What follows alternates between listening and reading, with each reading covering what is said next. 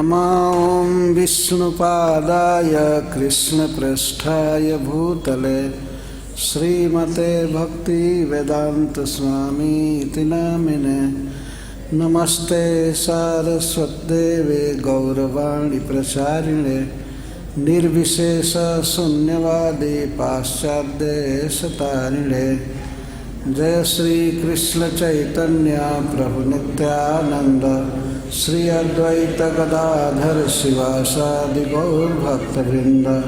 हरे कृष्णा कृष्ण कृष्ण हरे हरे, हरे राम राम राम हरे हरे।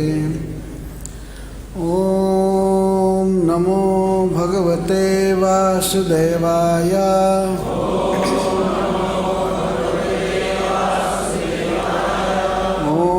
ओम नमो भगवते वासुदेवाय।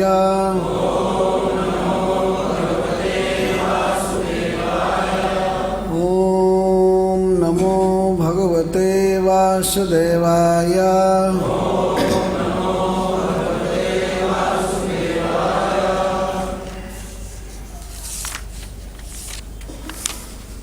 यम 20वें श्लोक से चलो। यम मन्यसे मातुलेयं, यम मन्यसे मातुलेयं प्रियं मित्रं सुहृत्तमम् अकरोः सचिवं दूतं सहृदादथ सारथिं सर्वात्मनः समदृशो यद्वयस्यानहं कृतेः तत्कृतं मतिवैषम्यं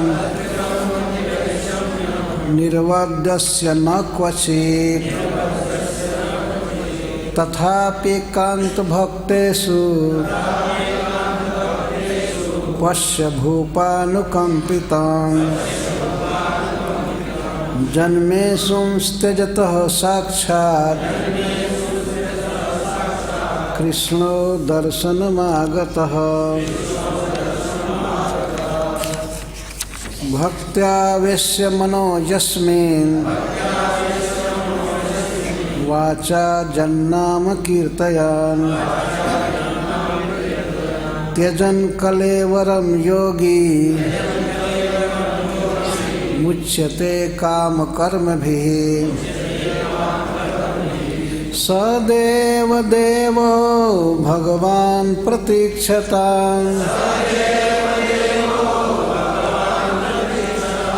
कलेवरं यावदिदं हिनोम्यहम्। प्रसन्नहासारुणलोचनोल्लसन् मुखाम्बुजो ध्यानपथश्चतुर्भुजः।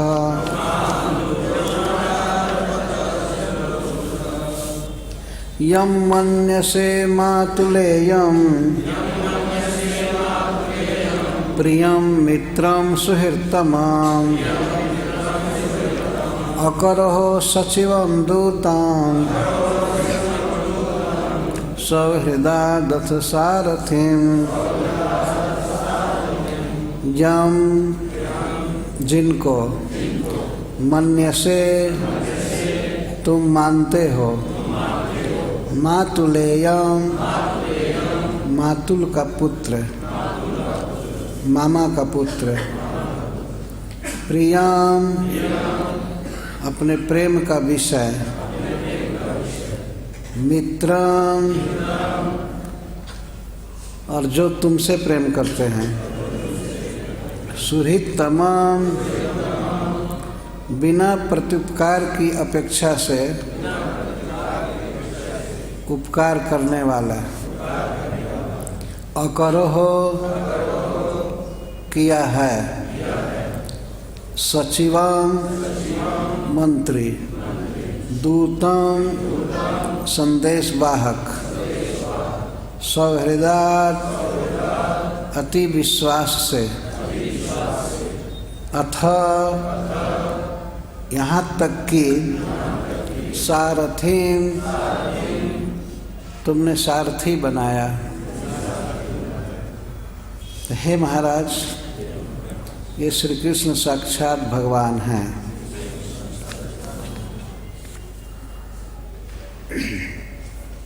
हे राजन, जिन श्री कृष्ण को तुम अपने मामा का पुत्र समझते हो, वसुदेव जी का पुत्र समझते हो, और जिनसे तुम प्रेम करते हो और जो तुमसे प्रेम करते हैं और बिना प्रत्युपकार की अपेक्षा से तुम्हारा उपकार करते रहते हैं, यहाँ तक कि तुमने अति विश्वास से, स्नेह से जिनको अपना मंत्री बनाया और यहाँ तक कि चिट्ठी ढोने वाला दूत बनाया,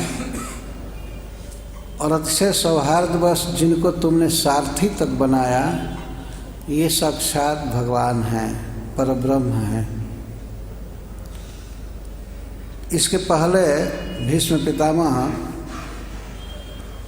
यह कहे थे कि भगवान श्री कृष्ण के वास्तविक प्रभाव को और अनुभाव को वास्तव में भगवान शिव जानते हैं और देवर्षि नारद जी जानते हैं तथा भगवान कपिल देव जानते हैं। अन्य लोगों को भगवान के अनुभाव का पता नहीं है। अनुभाव का अर्थ कल किया गया था। भाव और अनु दो शब्द है, तो भाव के पीछे जो विकार मन में होता है या शरीर में, वाणी में, उसको अनुभाव कहते हैं। तो श्री कृष्ण के प्रति महाराज युधिष्ठिर और उनके भाइयों का बहुत ही घनिष्ठ संबंध है। यद्यपि ये जानते हैं कि श्री कृष्ण भगवान हैं, सर्वेश्वर हैं, परंतु फिर भी कृष्ण के साथ इनका संबंध है।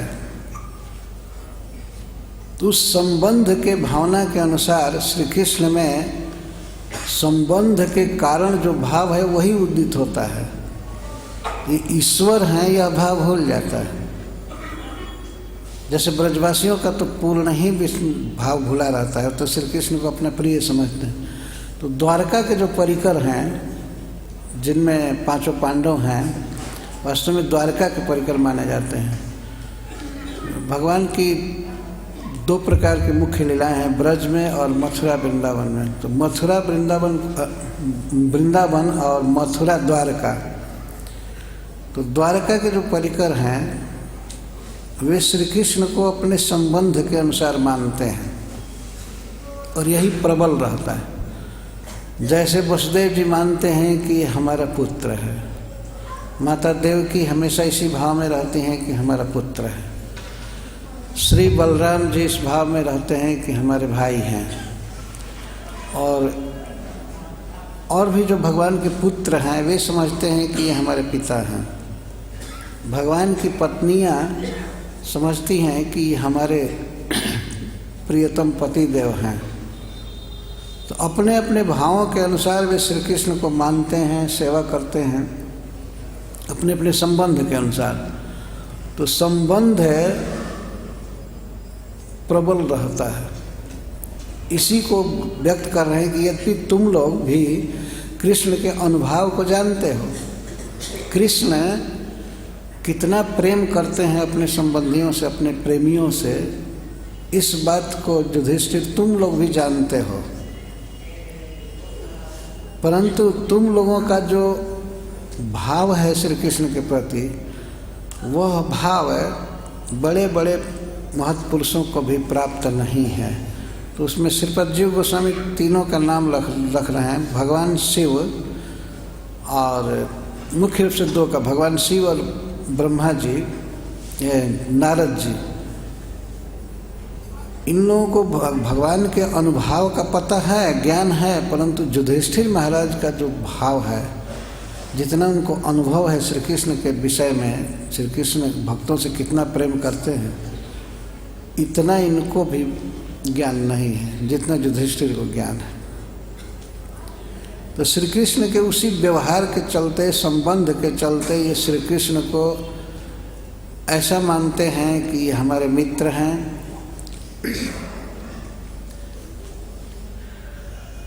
मित्र का यह अर्थ है प्रियम, प्रियम मित्र से अलग मित्र। प्रियम का अर्थ है कि श्री कृष्ण हमारे प्रेम के विषय हैं।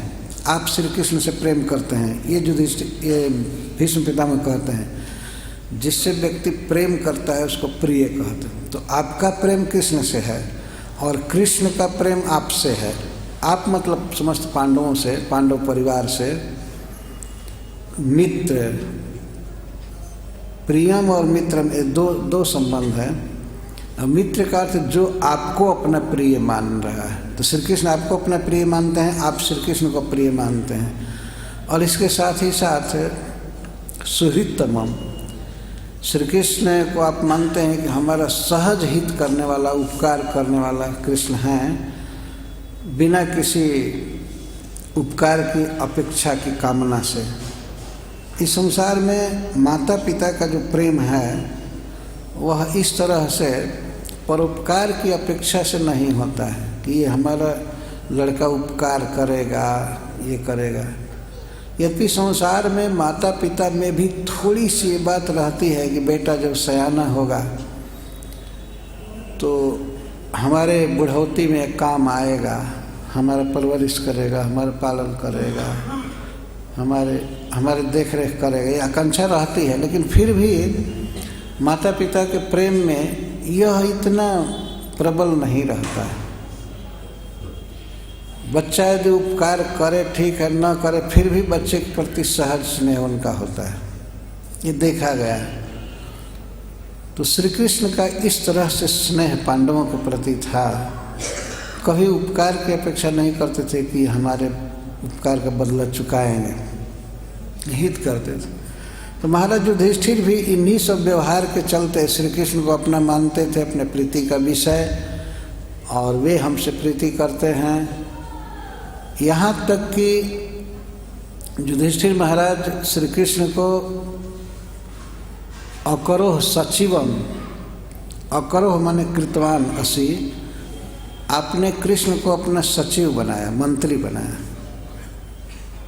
किसी विषय में बैठ करके परामर्श लेना देना, जिनके सचिव श्री कृष्ण होते थे, वो क्या करना चाहिए। विराट नगर में पांडवों की एक मीटिंग हुई जिसमें श्री बलराम जी आए थे और सात्यकी थे, भगवान कृष्ण थे। पांडव वनवास की अवधि पूरी कर चुके थे, यहाँ तक कि अज्ञातवास की 1 वर्ष की अवधि भी पूरी कर चुके थे। तो अब क्या करना चाहिए। तो उस सभा में भगवान कृष्ण आए थे, अपने भक्तों से मिल रहे थे। विचार होने लगा क्या करना चाहिए। अब तो कौरवों से अपना राज्य मांगना चाहिए। हम लोग सब शर्त पूरा कर चुके, वनवास पूरा कर चुके, सब कुछ पूरा कर चुके, क्या करना चाहिए। तो भगवान श्री कृष्ण बड़े शालीन व्यक्ति हैं। बड़े भाई के सामने वे क्यों बोले, वे चुप रहे। बिल्कुल उन्हें संकेत किया कि भैया जो कहेंगे वही करना चाहिए। तो श्री बलराम जी ने कहा कि श्री कृष्ण, तुम बोलने में सबसे पटु हो, विद्वान हो, किस स्थान पर किस काल में क्या बोलना चाहिए तुम जानते हो, इसलिए तुमको ही जाना चाहिए हस्तिनापुर। कौरवों से कहना चाहिए कि पांडवों को राज दे दिया जाए। तुम सब तरह से दक्ष हो। महाभारत में वर्णन है कि श्री बलराम जी भगवान कृष्ण के गुण गाते हैं, तुम में अद्भुत प्रतिभा है, तुम ही जाओ संधि दूत बनकर, मैं नहीं जाऊंगा। भगवान कृष्ण पूछते हैं कि आप क्यों नहीं जाएंगे। कहते देखो, हमें किसी के दुर्व्यवहार को बर्दाश्त करने की शक्ति नहीं। अगर वे हमारी बात नहीं मानेंगे तो फिर सबका विनाश कर दूंगा, इसलिए हमें मत भेजो। तुम शांति करा सकते हो, तुम जाओ। भगवान वहाँ और परामर्श देते हैं, ऐसे ऐसे कैसे बोलना चाहिए, कैसे बोलना चाहिए, क्या कहना चाहिए। तो ये एक उदाहरण है कि भगवान श्री कृष्ण मंत्री का काम करते थे, अपने आप सौहार्द बस, सौहार्द अथ सौहृदार्थ सचिव और दूतम। यहाँ तक कि महाराज युधिष्ठिर श्री कृष्ण को अपना संदेश वाहक दूत बनाने में भी नहीं हिचके कि ये पत्र लेकर के जाओ कौरवों के पास और उनको समझा देना, हमारा राज्य तुम मांगो। और श्री कृष्ण महाराज युधिष्ठिर के संदेश को लेकर के गए हस्तिनापुर। वे अपने को मानते थे कि मैं युधिष्ठिर का सेवक हूँ, युधिष्ठिर हमारे बड़े भाई हैं, हमारे फूफा के लड़के हैं पांडु महाराज के, और उम्र में बड़े हैं, ज्ञान में बड़े हैं, और धर्म में भी सब प्रकार के आचरण में भी बड़े थे युधिष्ठिर महाराज। तो उनको ये प्रणाम करते थे चरण छू करके। अर्जुन से हृदय से मिलते थे, भीमसेन से भी हृदय से मिलते थे, और युधिष्ठिर महाराज को प्रणाम करते थे। और युधिष्ठिर महाराज आशीर्वाद देते थे, सदा सुखी रहो, चिरंजीवी रहो। तो इसी तरह द्वारका में विराजमान रहो, तुम्हें सफलता मिले इत्यादि आशीर्वाद देते थे। तो श्री कृष्ण को इन्होंने दूत बनाया और भगवान अद्भुत दूत बने और गए, और यहाँ तक कि श्री कृष्ण इन पांडवों की सेवा में सारथी तक बन गए, रथ चालक बने।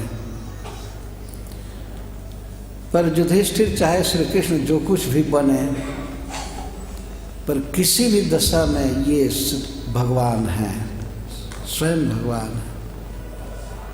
ये नहीं कह रहे हैं कि तुम इन्हें पहचानने की कोशिश करो पर ये कहना चाहते हैं कि जैसे तुमने इनको बहुत कामों में लगाया, तो ये इनकी इच्छा है, इसी में इनको आनंद है, सुख है, ये बहुत अच्छा है, पर राजन अब तुम इनका आदेश मानो, ये जो कहते हैं वही करो। तुम्हें राज्य करना चाहिए, प्रजा का पालन करना चाहिए। तो इस पर एक प्रश्न होता है कि महाराज युधिष्ठिर कृष्ण को मानते हैं कि ये हमारे मामा के पुत्र हैं, हमारे दूत हैं, सारथी हैं, चाहे हमारे ये संबंधी हैं, तो क्या भगवान हो करके भी, परब्रह्म हो करके भी श्री कृष्ण भी ये मानते हैं कि ये मैं इनके मामा का लड़का हूँ? क्या श्री कृष्ण के मन में भी ऐसा होता है कि मैं किसी का भाई हूँ? भाई जीव तो ऐसा सोच सकता है कि भगवान के प्रति संबंध मान सकता है कि श्री कृष्ण हमारे ये हैं, हमारे हैं। क्या भगवान के भी मन में होता है कि मैं किसी का दूत हूँ, किसी का सखा हूँ, किसी के मामा का लड़का हूँ, ये हूँ? अच्छा, और भगवान होकर के भी ये नीच काम क्यों करते हैं? दूत क्यों बने और सारथी क्यों बने? भगवान जो ब्रह्मा जी का भी, शिव जी का भी पूज्य है, सर्वेश्वरेश्वर है, ऐसा पुरुष क्यों मानेगा? ऐसा नीच कर्म क्यों किए भगवान? छोटा काम क्यों किए? ये ड्राइवरी का काम छोटा काम है। और अमेरिका में तो सभी ड्राइवर, अपने ड्राइवर अपने ही हैं, वहाँ कोई किसी का ड्राइवर नहीं है। मैं देखा था एक, अब इस बात पर कह देता हूँ, वो प्रभुपाद जी का शिष्य अम्बरीश दास, वो फोर्ड कंपनी का एक शेयर उसके दादा थे। फोर्ड कंपनी है ना, कार बनाने की, ट्रक बनाने की। एक बार वो आए भेंट करने के लिए, हम रुके हुए थे एक जगह लाछवा में, तो आए तो प्रसाद का टाइम हो गया, तो मैंने कहा कि अम्बरीश प्रभु प्रसाद ले लीजिए। तो आए अपनी पत्नी के साथ, प्रसाद के लिए बैठे, तो मुझे याद आया, ड्राइवर को बुलाइए, ड्राइवर को बुलाइए, आपका ड्राइवर। तो कोई कौन ड्राइवर? नहीं, आपका ड्राइवर। नहीं, मैं ड्राइवर नहीं रखा हूँ। वो कहे ड्राइवर नहीं रखा,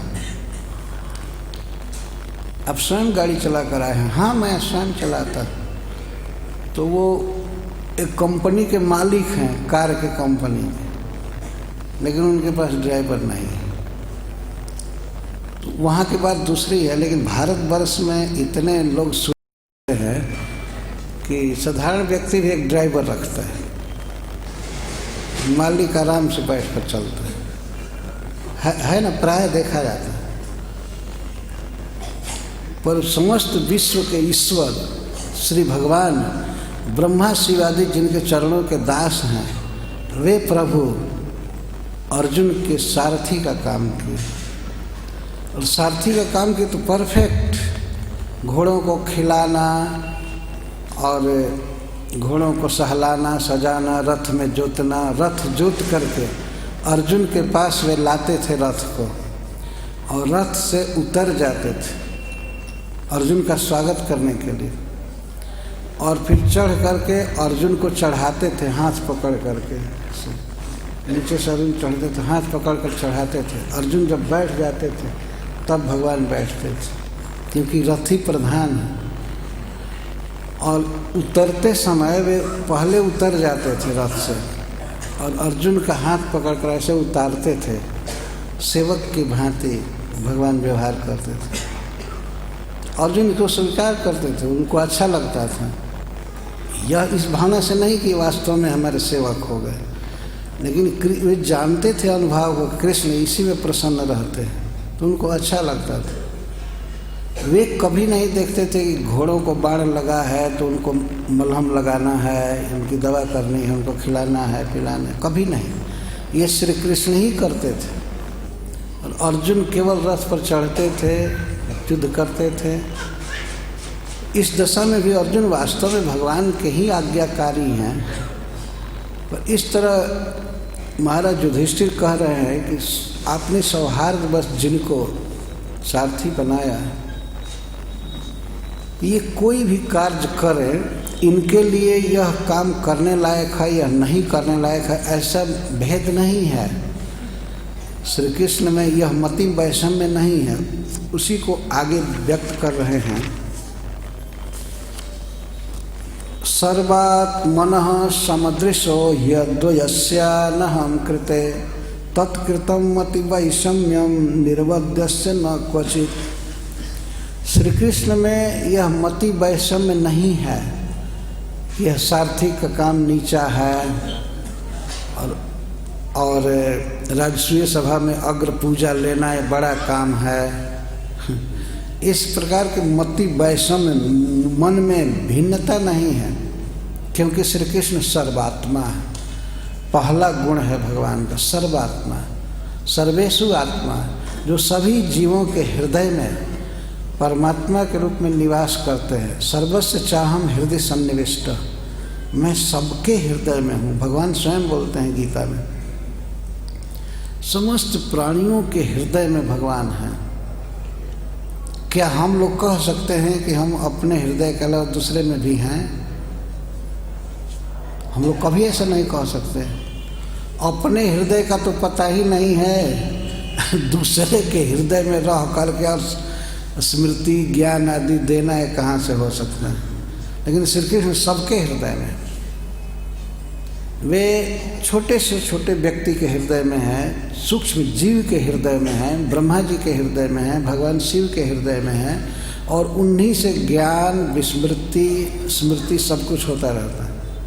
वही देते हैं हृदय में रहकर। सर्वात्मनः सभी प्राणियों के हृदय में हैं, अतः उनमें विषमता कैसे हो सकती? यदि भगवान देवताओं के हृदय में रहते और मनुष्य या सुअर आदि के हृदय में कहते नहीं, मैं यहाँ नहीं रहूँगा,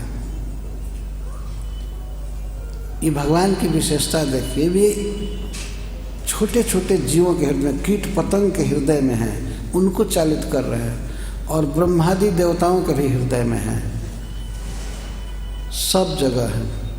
तो उनमें ये भेद बुद्धि होती ही नहीं है कि यह छोटा काम है, ये बड़ा काम है, ये काम है।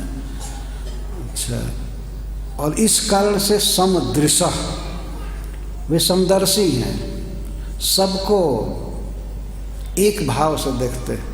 जैसे हम लोग अपने अंगों में विषम दृष्टि नहीं कर सकते, कभी नहीं सोचते हैं कि ये हाथ है हमारा नहीं है, पैर नहीं है, ये अंग हमारा है, ये नहीं है। सभी अंगों में समान ममता है, सबको सम दृष्टि से देख रहे हैं, है कि नहीं? सभी अंगों में किसी में ये बुद्धि नहीं होती है कि ये अंग हमारा नहीं है, ये अंग हमारा है। तो समदर्शी इसको कहते हैं। श्री कृष्ण सबको एक दृष्टि से देखते हैं। जैसे भगवान सूर्य सबको प्रकाश देते हैं, बादल वर्षा करता है तो सभी के खेत में वर्षा करता है, वो भेद बुद्धि नहीं करता। परमात्मा होने से, श्री भगवान होने से श्री कृष्ण सबके प्रति सम दृष्टि रखते हैं। वास्तव में युधिष्ठिर महाराज के प्रति, अर्जुन के प्रति जो भगवान का भाव था, जो दृष्टि थी, वही दृष्टि दुर्योधन के प्रति भी है। ये उनकी लीलाओं से व्यक्त होता है। सबके प्रति समदर्शी है, क्योंकि ही अद्वयस्य, वो अद्वय हैं, उनसे भिन्न कुछ है ही नहीं। इस संसार में जो कुछ भी देखने और सुनने में आता है वो श्री कृष्ण की ही शक्ति का वैभव है। कोई उनकी बहिरंगा शक्ति है, कोई उनकी अंतरंगा शक्ति है, जीव शक्ति है, उनसे पृथक कुछ है नहीं। बहिरंगा शक्ति ही परिणत होकर के जगत के रूप में है। शक्ति और शक्तिमान में अभेद भी है। तो इस दृष्टि से श्री कृष्ण अद्वय हैं, उनके अतिरिक्त कुछ है ही नहीं। समस्त प्राणियों के रूप में या पृथ्वी के रूप में, जल के रूप में, वायु के रूप में, जो कुछ भी है, भगवान कृष्ण गीता में कहते हैं कि ये मेरी भिन्ना प्रकृति, मेरी प्रकृति है। कौन ऐसी वस्तु है जिसको कृष्ण से स्वतंत्र कहा जाए, कृष्ण से अलग है? नहीं अलग है। जैसे सूर्य की किरणें कभी सूर्य से अलग नहीं हैं, उनको अलग किया नहीं जा सकता है। सूर्य मान लीजिए डूबने वाला हो तो कोई शक्ति मनुष्यों में है जो सूरज की किरणों को रख ले दुनिया में? सूर्य डूबेगा तो प्रकाश की जरूरत है, इसलिए सूर्य किरणों को चारों तरफ से काट करके रख लिया जाए। कोई ऐसा कर सकता है? सूर्य जाएगा, किरणें चली जाएगी, सूर्य आएगा, किरणें उपस्थित। इसको अविच्छेद्य संबंध कहते हैं, जो काटा नहीं जा सकता। किसी वस्तु की सत्ता है ही नहीं बिना कृष्ण के, क्योंकि वो कृष्ण की शक्ति है, कृष्ण पर डिपेंड है। इसलिए कृष्ण को अद्वय कहा जाता है। वो दो नहीं है, उनसे भिन्न कुछ है नहीं। तो फिर विषम बुद्धि कैसे होगी? और अनहम कृते, उनमें अहंकार नहीं है, यह भाव नहीं है कि यह व्यक्ति हमारे मामा का लड़का है और यह व्यक्ति पराया है, यह हमारा है, यह हमारे लिए पर है, यह शत्रु है, यह मित्र है। श्री कृष्ण के दृष्टि में संभव है ही नहीं। उनके अंदर ये अहम्मति नहीं है। और अंत में कहते हैं कि निर्वद्यस्य, क्योंकि श्री कृष्ण निर्दोष हैं, अहंकार से शून्य हैं, अद्वय हैं, समदर्शी हैं, सर्वात्मा हैं, और ये सब गुण हैं। इस कारण से वे निर्वद्य हैं और दोष शून्य हैं। राग और द्वेष को इस संसार में दोष माना गया है किसी के लिए, लेकिन श्री कृष्ण राग और द्वेष से शून्य है। किसी के प्रति उनका कोई स्पेशल राग नहीं है, किसी से कोई नफरत नहीं है, द्वेष नहीं है। इसको कहते हैं निर्वद्य। अवद्य का अर्थ होता है दोष, और नहीं माने नहीं, जिसमें दोष नहीं। इस संसार में दोष है, किसी के प्रति राग होना और किसी से नफरत करना, द्वेष करना, किसी में आसक्त होना, किसी से बिल्कुल डिटैच होना, यह दोष है। यह दोष केवल भगवान में नहीं है। भगवान बिल्कुल शुद्ध हैं, सबके प्रति उनकी समदृष्टि है। पर ऐसा होते हुए भी युधिष्ठिर देखो, विचार करो, अपने अनन्य भक्तों से भगवान कितना प्रेम करते हैं, इसको अपने को ही दृष्टांत बना करके कह रहे हैं। फिर भी युधिष्ठिर तथापि एकांत भक्तेषु पश्य भूपानुकंपितम। हे राजन, हे महाराज युधिष्ठिर, आप विचार कीजिए, देखिए कृष्ण अपने अनन्य भक्तों से पर कितनी अनुकंपा करते हैं, कितना स्नेह करते हैं। मैं इस कुरुक्षेत्र के इस युद्ध भूमि में पड़ा हुआ हूँ, बाण की सज्जा पर, मुझ में चलने की क्या, मुझे बैठने की भी शक्ति नहीं थी कि मैं बैठ सकूं, और चलना तो दूर रहा, ऐसा नहीं संभव था मेरे लिए कि मैं जाऊं और आप लोगों के साथ रहने वाले श्री भगवान का मैं फिर से दर्शन करूं हस्तिनापुर में। मैं जा नहीं सकता था, मैं इस असहाय दशा में पड़ा हुआ हूँ युद्धभूमि में। परंतु आप लोग इतने अनन्य भक्त हो कि आप लोगों की भक्ति से प्रभावित होकर के भगवान मुझ पर कृपा किए। क्यों?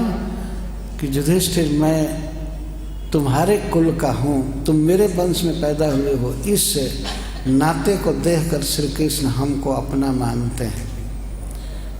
यहाँ पर एकांत भक्त युधिष्ठिर आदि को कह रहे हैं कि युधिष्ठिर, तुम लोग कृष्ण के अनन्य भक्त हो, स्नेही हो, प्रेमी हो, इसलिए तुम्हारे संबंध से तुम्हारे कुल का पूर्वज समझ करके श्री कृष्ण हमसे प्रेम किए, हम पर कृपा किए। भीष्म पितामह ये नहीं कह रहे हैं कि कृष्ण के प्रति उनका प्रेम है, नहीं, वो तो ग्लानि कर रहे हैं। यदि हमारा कृष्ण से प्रेम होता तो मैं कैसे कृष्ण के विरुद्ध लड़ता, कौरवों का साथ देता, हमें प्रेम नहीं है। लेकिन युधिष्ठिर, भीमसेन, अर्जुन आदि में प्रेम है, उनके प्रेम से प्रभावित होकर के भगवान हम पर कृपा किए, क्योंकि मैं उनके कुल का हूँ, उसी वंश में मेरा जन्म हुआ है। तो अर्जुन के नाते, आपके नाते, भीम के नाते, नकुल सहदेव के नाते से श्री कृष्ण हमको दर्शन दिए। कितनी कृपा किए कि जन्मे अंशुम तेजतः कृष्ण साक्षात कृष्णो दर्शनम आगत। जब मैं देह छोड़ने की स्थिति में हूँ, देह छोड़ते समय, मृत्यु के समय श्री कृष्ण साक्षात मेरे दर्शन में आए, अपने आप मेरे पास आए चल करके। यह भगवान का अनुग्रह है भीष्म पितामह के प्रति। लेकिन भीष्म पितामह अपने को प्रेम शून्य देख रहे हैं और पांडवों को स्नेह से भरा हुआ है। भगवान ऐसी कृपा करते हैं वास्तव में। कोई एक व्यक्ति अगर परिवार में भक्त हो जाए तो उस पूरे परिवार के लोगों को श्री कृष्ण अपना समझते हैं, उस भक्त के नाते से। ये उनका स्वभाव है। यद्यपि वे सबके हैं, समोहम सर्वभूतेषु, मैं सभी के प्रति सम हूँ, मेरा कोई द्वेष नहीं है, मेरा कोई प्रीतिपात्र नहीं है, लेकिन फिर भी वे कहते हैं कि ये भजन्ति तु माम भक्त्या मयि ते तेषु चाप्यः। जो भक्ति से मेरा प्रेम भजन करते हैं, मेरी सेवा करते हैं, तो मैं उनके साथ हूँ, मेरे साथ। अपने श्रीमुख से भगवान बोल रहे हैं मैं सबके प्रति सम हूँ, पर व्यवहार सम नहीं होता है, क्योंकि इधर से विषमता होती है। कोई कृष्ण से प्रेम करता है, उनकी सेवा करता है, तो कृष्ण उसके साथ वही व्यवहार करे जो नन डिवोटी के साथ करते हैं।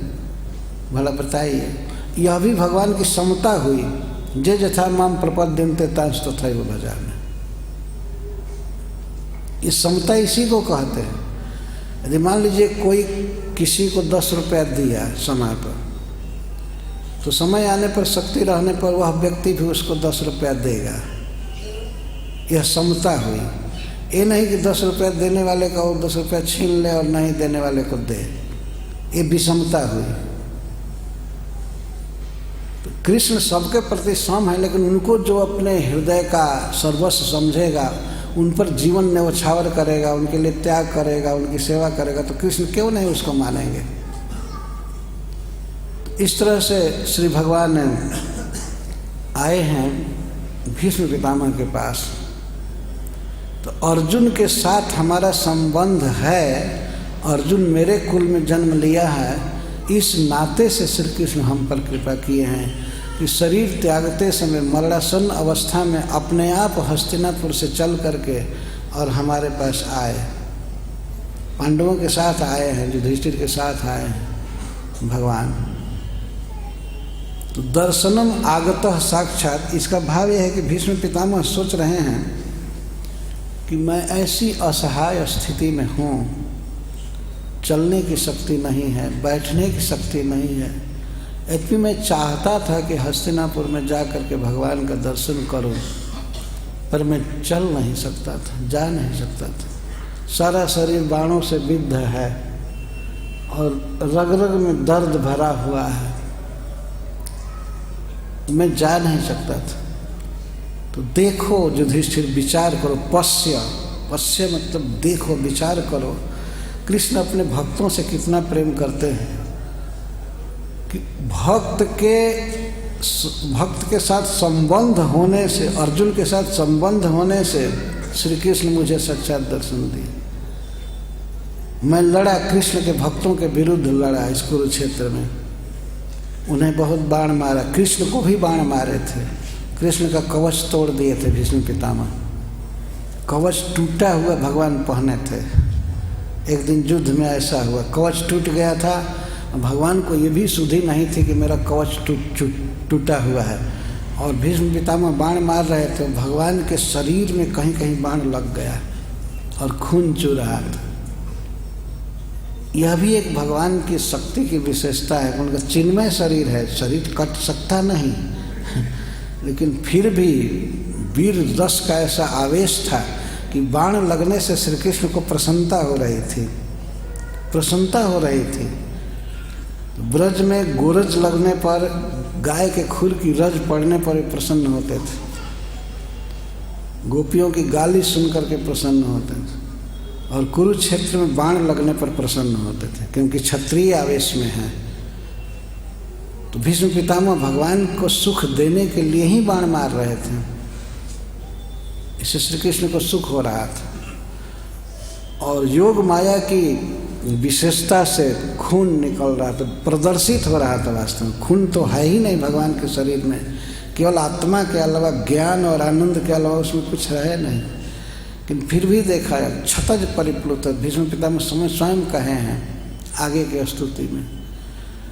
तो इस तरह से मैं जिनके विरुद्ध लड़ा, अर्जुन के साथ युद्ध किया और सैनिकों को मारा, एक दिन में 10,000 महारथियों को मारते थे भीष्म पितामह, और 10 दिन केवल युद्ध किए थे। तो इतना भयंकर युद्ध किए युधिष्ठिर के विरुद्ध, कृष्ण के विरुद्ध, फिर भी श्री कृष्ण पांडवों से इतना प्रेम करते हैं। ये भीष्म पितामह का कहना है कि युधिष्ठिर, तुम लोगों से इतना प्रेम है भगवान का कि तुम्हारे साथ हमारा संबंध है, दैहिक संबंध है, इस कारण से श्री कृष्ण हमको दर्शन दिए। इस पर जरा विचार करो। तथापि एकांत भक्तेषु पश्य भूपानुकंपितम जन्मेंसुंस त्यजतः साक्षात कृष्णो दर्शनम आगतः। आगे कहते हैं कि कृष्ण का दर्शन कितना दुर्लभ है। दर्शन की बात तो छोड़ दो, श्री कृष्ण के नाम का उच्चारण भी कितना महान और कितना पवित्र काम है, यह भी सबको सुलभ नहीं होता है। शरीर त्यागते समय कि नाम जिह्वा पर आवे, उसको एक आगे के श्लोक में कह रहे हैं। भक्त्यावेश्य मनोजस्मिन् वाचा जन्नाम कीर्तयन् त्यजन कलेवरम योगी मुच्यते काम कर्म भी। हे महाराज, भक्ति से, स्नेह से जिन श्री कृष्ण में मन को लगा करके योगी कामना वासना कृत कर्म फल आदि के साथ मुक्त हो जाता है, कर्म फल तो उसका समाप्त हो ही जाता है, यह देह छोड़ करके मुक्त हो जाता है व्यक्ति केवल कृष्ण का स्मरण करने से, अथवा केवल कृष्ण के नाम का उच्चारण करने से। वाचा जन्नाम कीर्तन, ये दोनों की बहुत विशेषता है। मन में यदि कृष्ण का स्मरण किया जाए और विशेष करके शरीर छोड़ते समय अगर स्मरण हो तो वह भक्त संसार से मुक्त होकर भगवान के पास चला जाता है। जिनके स्मरण की इतनी महिमा है और जिनके नाम उच्चारण की, वाचा जन्नाम कीर्तन, वाचा मतलब वचन से, वाणी से जिनके नाम का कीर्तन करके उच्चारण करके कोई प्राण का उत्क्रमण करता है, शरीर छोड़ता है, तो वह व्यक्ति भगवान के धाम को जाता है, वैकुंठ प्राप्त करता है। ऐसी जिनके स्मरण की महिमा है और जिनके नाम उच्चारण की महिमा है, वे प्रभु हमारे पास डायरेक्ट आए, साक्षात आए। जिनका स्मरण करने से, नाम उच्चारण करने से व्यक्ति मुक्त हो जाता है, वही प्रभु साक्षात मेरे पास आए हुए। इस कारण से श्री कृष्ण के अनुकंपा में स्वभाव को देख करके वे आज्ञा देते हैं कृष्ण को। देखिए श्लोक ऐसा हो रहा है, स देव देव भगवान प्रतीक्षता, देवताओं के भी पूज्य ये भगवान तब तक मेरी प्रतीक्षा करें, मेरे पास रहें, प्रसन्न हो, हंसते हुए, चार भुजाओं से युक्त, जिनका आज तक मैं सदा ध्यान किया हूँ, जो हमारे इष्ट देव हैं, वे हमारे सामने प्रफुल्लित मुख से हंसते हुए खड़े रहें, हमारी प्रतीक्षा करें जब तक मैं इस शरीर का त्याग नहीं कर लेता। तो एक प्रकार से ये आज्ञा हुई, ये भगवान हमारी प्रतीक्षा करें। तो इसमें आप देखेंगे कलेवरम जावदिदम हीनम में हम, इसमें स्वातंत्र बोध हो रहा है, ये स्वतंत्र हैं, ये शरीर छोड़ना चाहते हैं। इसका अर्थ है कि शरीर अनात्मा है, मैं शरीर छोड़ूंगा, भीष्म पितामह कह रहे हैं। शरीर में और मैं में अंतर हुआ ना, मैं का अर्थ है आत्मा, जो भीष्म नामक शरीर में है। वे कहते हैं मैं इस शरीर को, कलेवर को, हीनोमी, इसको मैं छोड़ूंगा। इस शरीर में मैं बहुत दिन रहा, लेकिन अब मैं इसको छोड़ूंगा।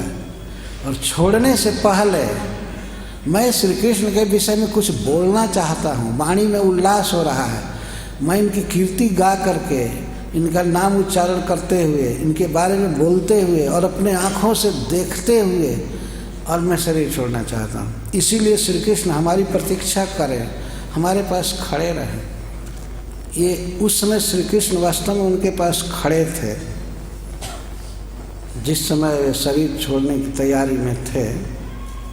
तो पहले तो भगवान प्रवचन सुन रहे थे बैठ करके, लेकिन बाद में भीष्म पितामह के पैरों के पास भगवान खड़े हुए, जो साइड में, जिससे कि भीष्म पितामह साक्षात नेत्रों से निहार सकें।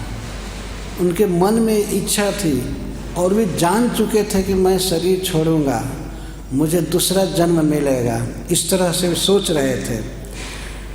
दैन्य बस भीष्म पितामह ये नहीं विचार कर रहे थे कि वे भगवान के धाम चले जाएंगे।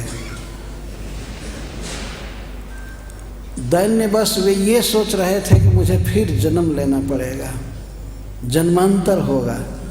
तो उनके मन में अभिलाषा हो रही थी कि पता नहीं जन्मांतर में, शरीरांतर में, दूसरा शरीर मिलने पर मैं फिर से भर आँख अपने प्रियतम श्री कृष्ण को देख पाऊंगा कि नहीं।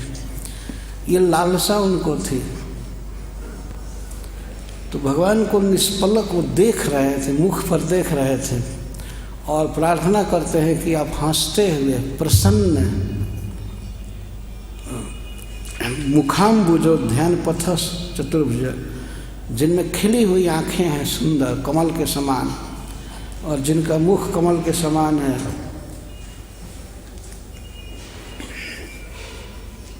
जो हमारे इष्ट देव रहे हैं, जिनका मैंने आज तक ध्यान किया है, वे प्रभु हमारे सामने प्रतीक्षा करें कि यह भीष्म कब शरीर छोड़ रहा है। ये विनय है भीष्म पितामह के द्वारा। पर श्लोकों में, इस श्लोक में इतना भाव व्यक्त, जैसे भीष्म पितामह का सहज अधिकार है, अधिकार पूर्वक बोल रहे थे, हमारी प्रतीक्षा करें, हमारे सामने खड़े रहें, और मैं अपने नेत्रों से इनके मुख कमल को निहारते हुए इस देह को छोड़ना चाहता हूँ। और जावत शब्द जो है जब तक है, जावत का अर्थ जब तक मैं शरीर नहीं छोड़ रहा हूँ तब तक हमारे पास रहे। इसका अर्थ है कि श्रीधर स्वामी जी लिखते हैं कि विलंबम बोधयति, यावत शब्द से विलंब बोध रहा है। भीष्म पितामह जल्दी शरीर नहीं छोड़ेंगे, क्योंकि वे इस शरीर में श्री कृष्ण को अपलक देख रहे थे।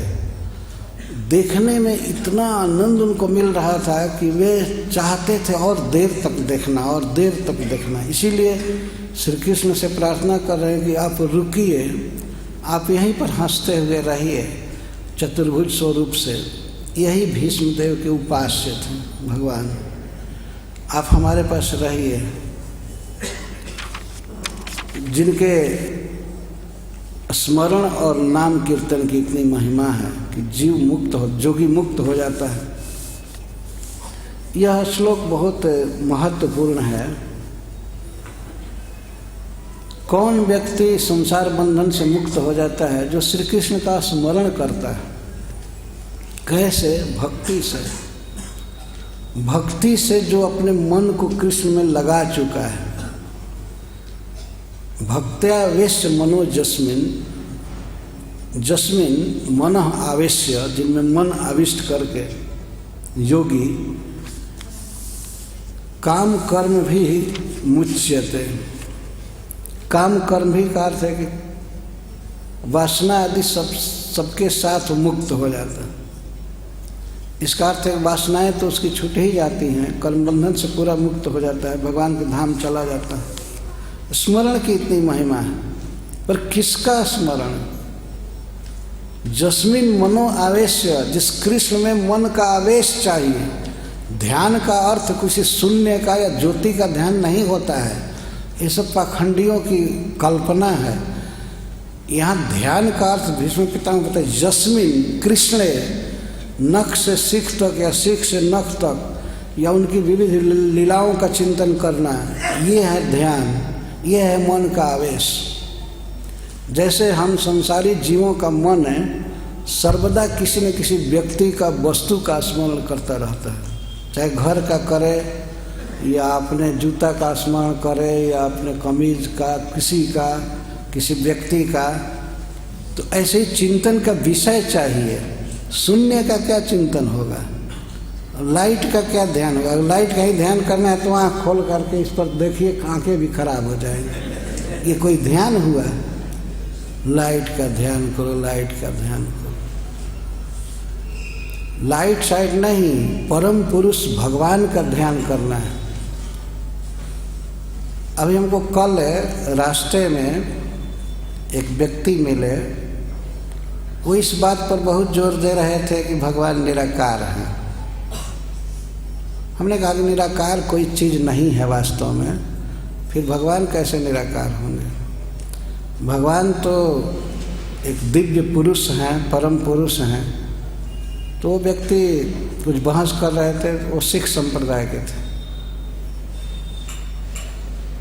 तो हमने कहा कि नहीं, भगवान पुरुष हैं। वो कह रहे थे कि नहीं, निराकार है। मैं कहीं कैसे? मैंने कहा कि बताया गया है गुरु ग्रंथ साहब में कि भगवान जो ईश्वर है वो अकाल पुरुष है। अकाल का अर्थ है जो काल से परे है, जन्म मृत्यु से परे है, दिव्य है, वो है अकाल। और पुरुष का क्या मतलब हुआ? तब तो वो हक्का वक्का हो गए सुनकर। ईश्वर अकाल पुरुष है। पुरुष का क्या मतलब हुआ बताइए?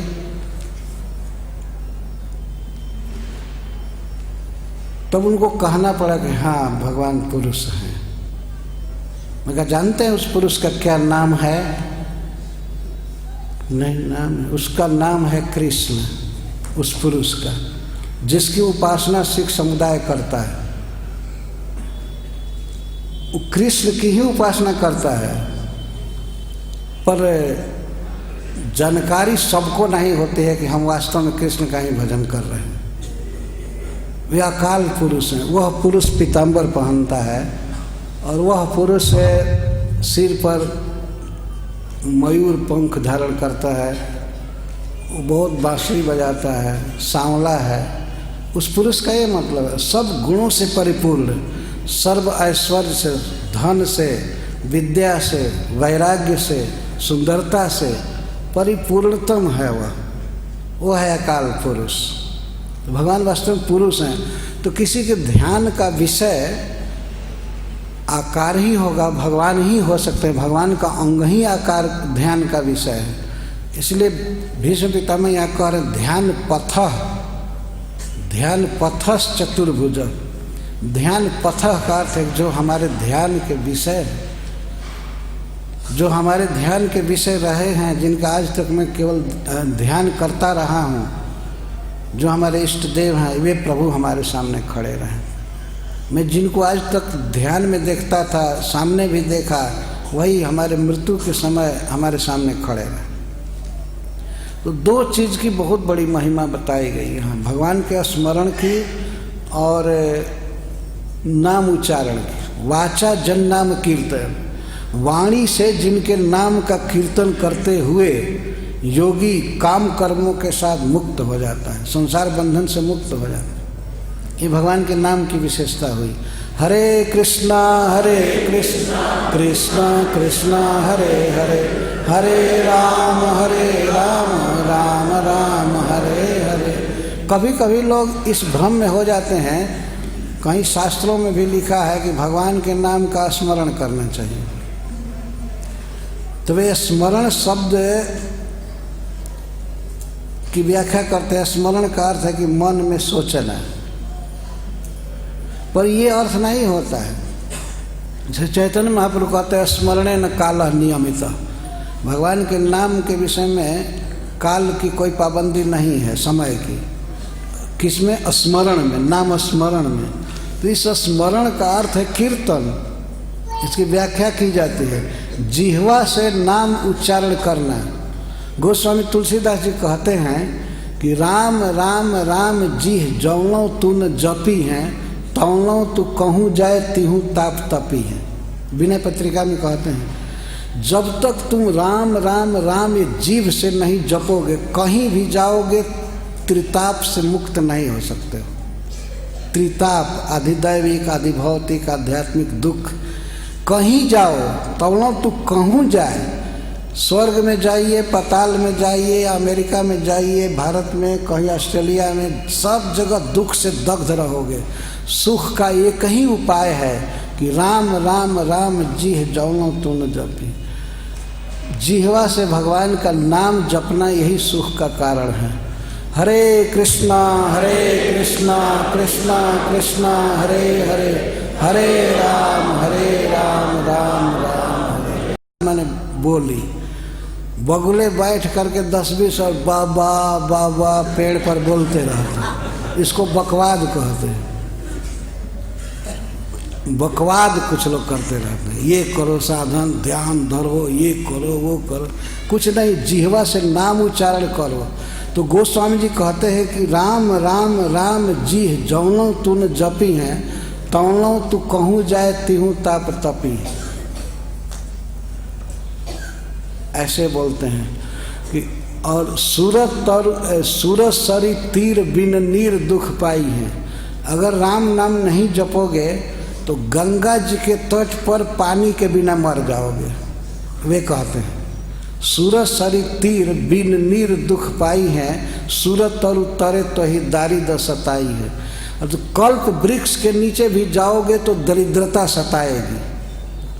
राम नाम नहीं जपोगे तो कल्प वृक्ष के नीचे भी दरिद्रता सताएगी। गंगा जी के तट पर पानी के बिना मर जाओगे।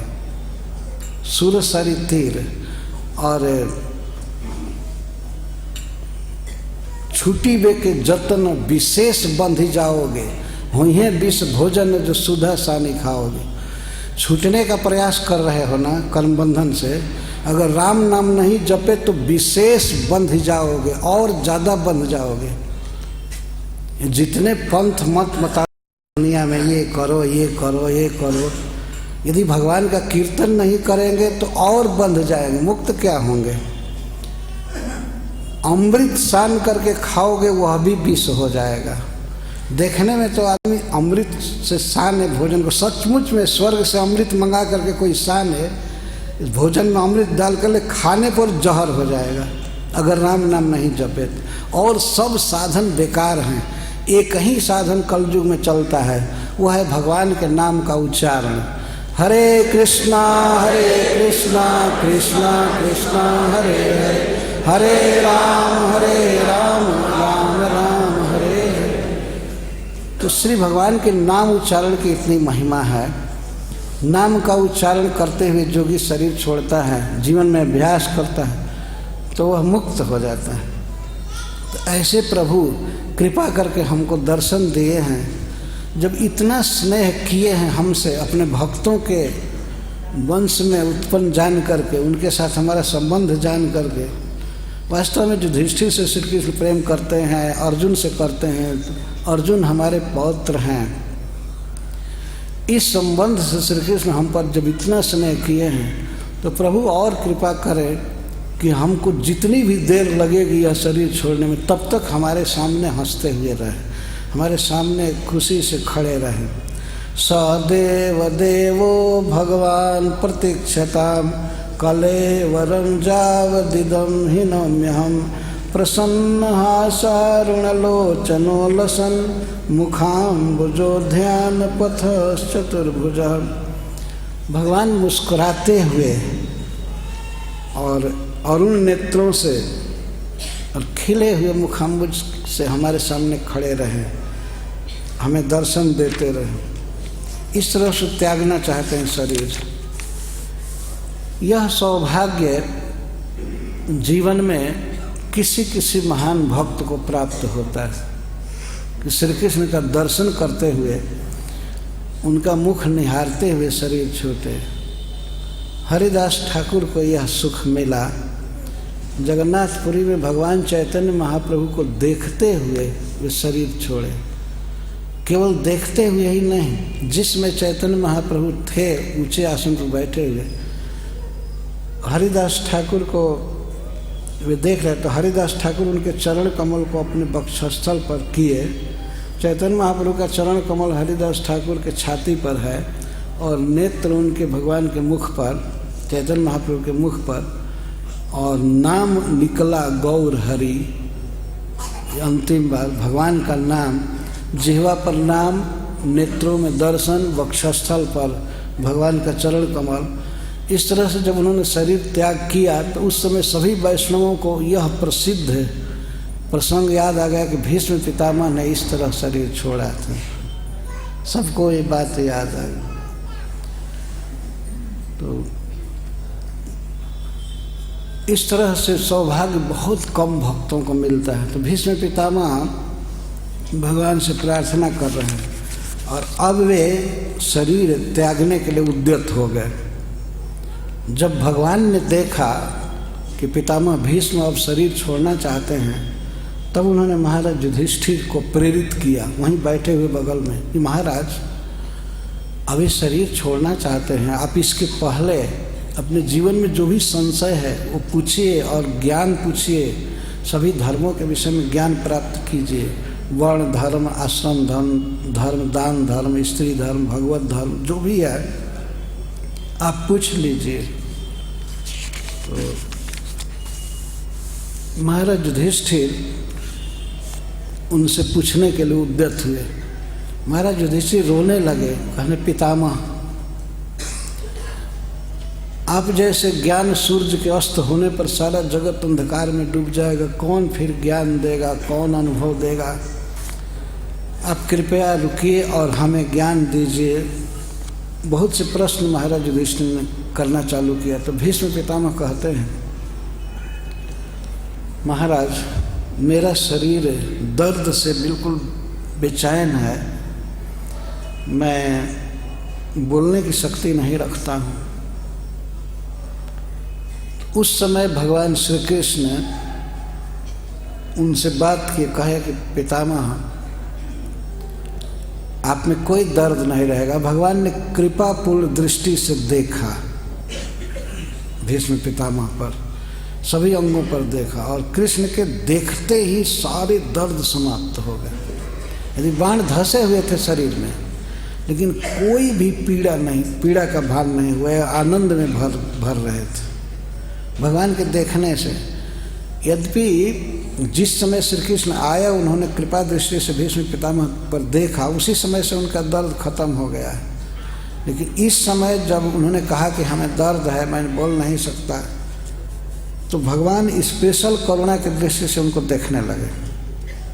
क्या कोई है डॉक्टर दुनिया में माई का लाल जो आंख से देख कर चिकित्सा कर दे? कोई है ऐसा? आंख से देख दे और सब दर्द रोग खत्म हो जाए? कोई नहीं है। लेकिन ये सब लीलाएं लिखी गई हैं इस भागवत में भी। तदिक्षय वासु गता युद्ध व्यथा, आगे के श्लोक में बताया जाएगा।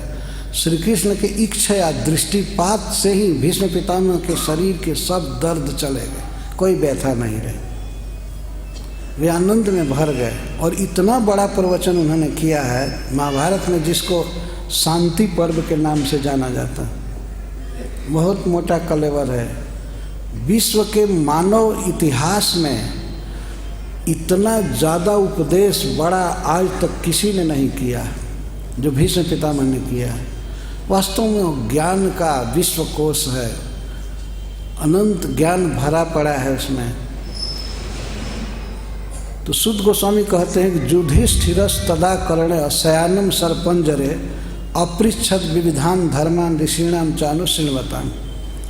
महाराज युधिष्ठिर ने जब प्रश्न किया तो उस समय उत्तर सुनने के लिए वहाँ सारे ऋषि मुनि जुटे ही थे भीष्म पितामह का प्रवचन सुनने के लिए। तो ऋषीणाम च अनुशृण्वताम, ऋषियों के सुनते सुनते भीष्म पितामह ने महाराज युधिष्ठिर के प्रश्नों का उत्तर देना प्रारंभ किया। अपृच्छद विविधान धर्मा ऋषीणाम चानुशृण्वताम। किससे प्रश्न पूछा जा रहा है? शयानम सरपंजरे, जो सर पंजर पर बाण सज्जा पर सोए हुए। पूछने वाले बैठे हैं, उत्तर देने वाला सोया हुआ है। कभी कभी ऐसे भी प्रवचन किया जाता है सो करके भी प्रवचन किया जाता है। कावेरी नदी के तट पर भगवान दत्तात्रेय जदू महाराज के ऐसे सोए सोए ही प्रवचन किए। जदू महाराज बैठे थे और वे कावेरी के तट पर धूली में लोटे हुए जो प्रवचन कर रहे हैं। तो भीष्म पितामह शयानम सर्पंजरे बाण सज्जा पर सोए हुए थे। उस समय महाराज युधिष्ठिर भगवान की प्रेरणा से उनसे प्रश्न करने लगे, तो उसका उत्तर दिए वे। बीच बीच में प्रश्न होता जाता था, बीच बीच में उत्तर होता जाता था। पर संक्षेप में सुद गोस्वामी कहते हैं कि भीष्म पितामह ने किन किन विषयों पर प्रवचन किया।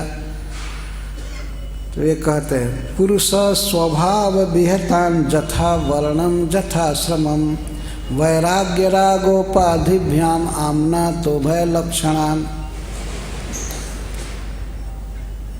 भिन्न भिन्न मनुष्यों के भिन्न भिन्न स्वभाव के अनुसार, वर्ण के अनुसार और आश्रम के अनुसार जो कर्तव्य होता है, जो धर्म होता है, उसका भीष्म पितामह ने वर्णन किया। और वह भी दो भागों में बटा हुआ, वैराग्य और राग। एक निवृत्ति मार्ग और प्रवृत्ति मार्ग। निवृत्ति मार्ग जैसे ब्रह्मचारी, सन्यासी, और प्रवृत्ति मार्ग गृहस्थाश्रम। दोनों प्रकार के स्वभाव के मनुष्यों के धर्म का उन्होंने वर्णन किया, बड़े विस्तार से किया। पुरुष स्वभाव विहिता, स्वभाव कहते हैं पूर्व जन्मों के संस्कार को। पूर्व जन्मों के संस्कार के कारण इस वर्तमान जन्म में मनुष्य का भिन्न भिन्न स्वभाव होता है। उनके ज्ञान का स्तर भिन्न भिन्न होता है, स्वभाव भिन्न भिन्न होता है। तो उन सबको एक ही मार्ग पर नहीं चलाया जा सकता है।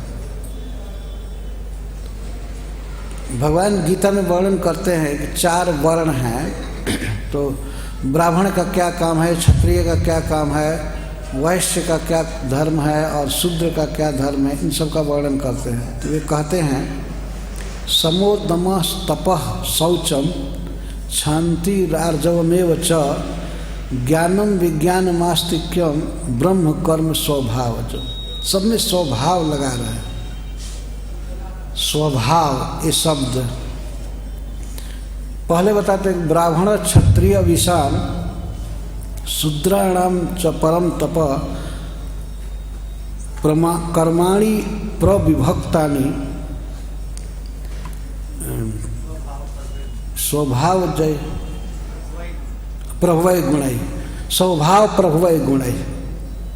भगवान कहते हैं कि अर्जुन सुनो, 4 वर्ण हैं, इन चारों वर्ण में ब्राह्मण क्षत्रिय वैश्य और शूद्र हैं। तो इनके जो धर्म हैं, कर्तव्य हैं, वो इनके स्वभाव प्रभवय गुणै,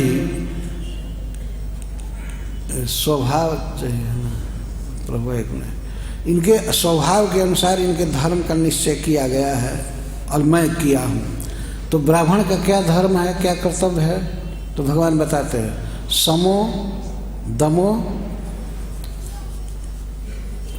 दमो और क्या है, तपः शौचम।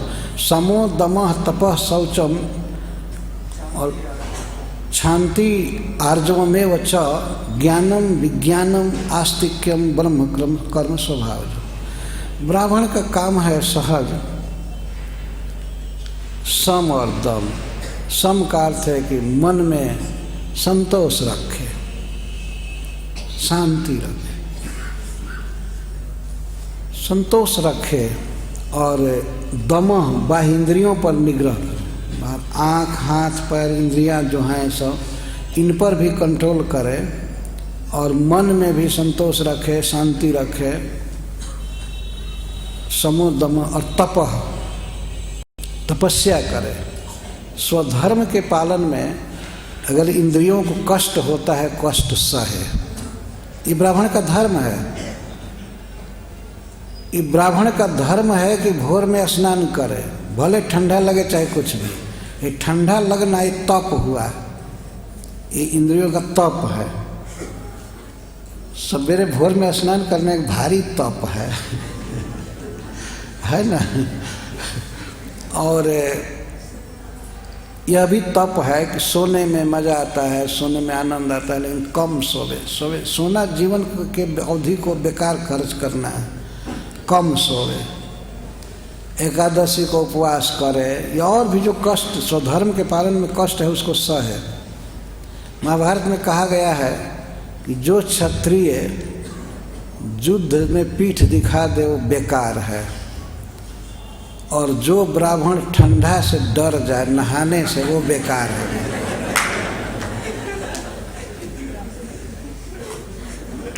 वो ब्राह्मण नहीं जो ठंडा से डर जाए, वो तपह कहते हैं। तपस्या का अर्थ यह नहीं है कि चारों ओर आग बोझ करके और ऊपर से सूर्य की गर्मी सहे, पंचाग्नि तप। तप का अर्थ है भूख की ज्वाला सह लेना, इंद्रियों के अर्ज को रोक लेना। वाणी में दूसरे को गाली देने की बात आ रही है लेकिन नहीं देना, चुपचाप सह लेना, इसको तप कहते हैं। बल्कि भगवान का नाम बोलना, दूसरे के हित करने वाली बात बोलना, इसको वाणी का तप कहा गया। मन का तप है दूसरे का हित चाहना, भगवान का चिंतन करना। शरीर का तप है भगवान को प्रणाम करना, गुरुजनों को प्रणाम करना। शरीर झुकना नहीं चाहता है, लेकिन इस अधम देह को दंडवत झुकाना चाहिए। झुकोगे क्यों नहीं? तो शरीर से प्रणाम करना।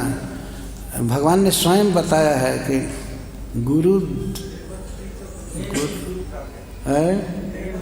देव द्विज गुरु प्राज्ञ पूजनम शौच मार्जवम। इसको भगवान ने शरीर का तप कहा है। शरीर से तप करना, प्रणाम करना, मेहनत करना, भगवान के प्रचार के लिए या बुक डिस्ट्रीब्यूशन के लिए प्रचार करना, इसको तप कहते हैं। तप।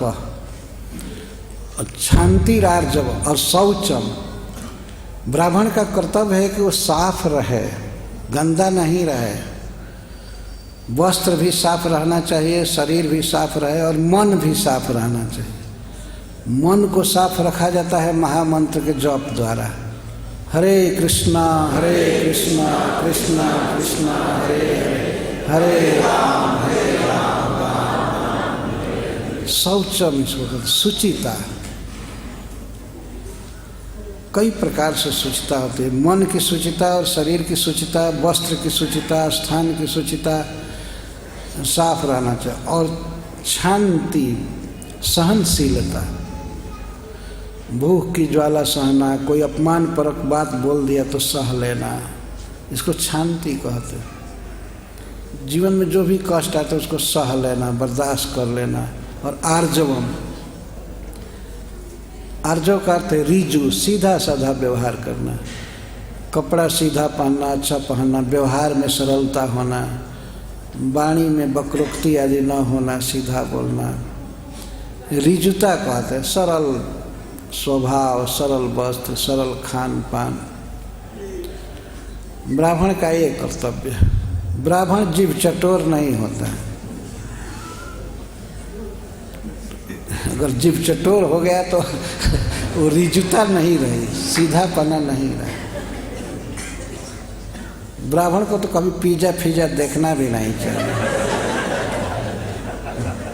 भगवान को जो भोग लगता है प्रसाद ले, अभी सीधा साधा प्रसाद। और व्यवहार में बिल्कुल नम्र रहे, सीधा व्यवहार, सब कुछ, कोई झूठ कपट चोरी ये सब नहीं। इसको ऋजु, इसको आर्ज कहते हैं। ऋजु शब्द से आर्ज बनता है, जो बिल्कुल सीधे स्वभाव के हैं, अच्छे हैं, भगवान के भक्त हैं, उनको आर्ज कहा गया। केवल एक वर्ग विशेष में नाम लिखा देने से आर्ज नहीं हो जाता है व्यक्ति, एक गुण होने से आर्ज होता है। आर्जवम, ज्ञानम विज्ञानम आस्तिक्यम, जिसमें शास्त्रों का ज्ञान हो ब्राह्मण में, और विज्ञान का अर्थ है उसका अनुभव हो, जीवन में आचरण करता हो। शास्त्र का ज्ञान और व्यवहारिक सब कुछ भक्ति कर रहा है। ज्ञान का अर्थ है शास्त्र का ज्ञान, और विज्ञान का अर्थ है भक्ति, भगवान की भक्ति में लगा हुआ है।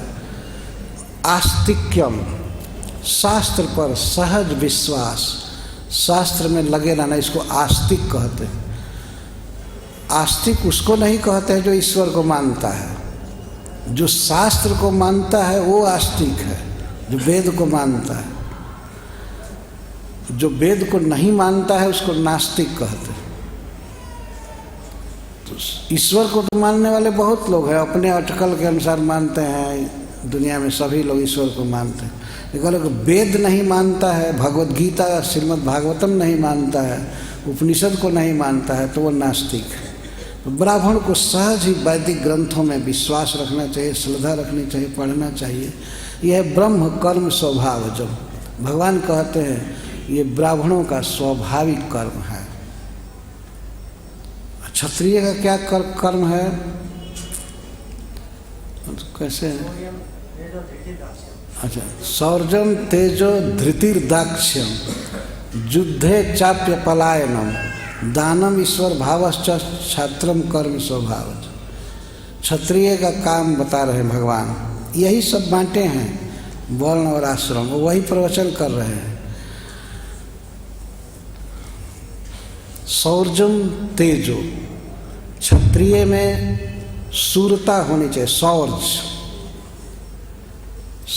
सूर के धर्म को, वीर के धर्म को शौर्य कहते हैं, वीरता होनी चाहिए। और शौर्य तेज हो, उसमें तेज होना चाहिए, उसका प्रभाव होना चाहिए।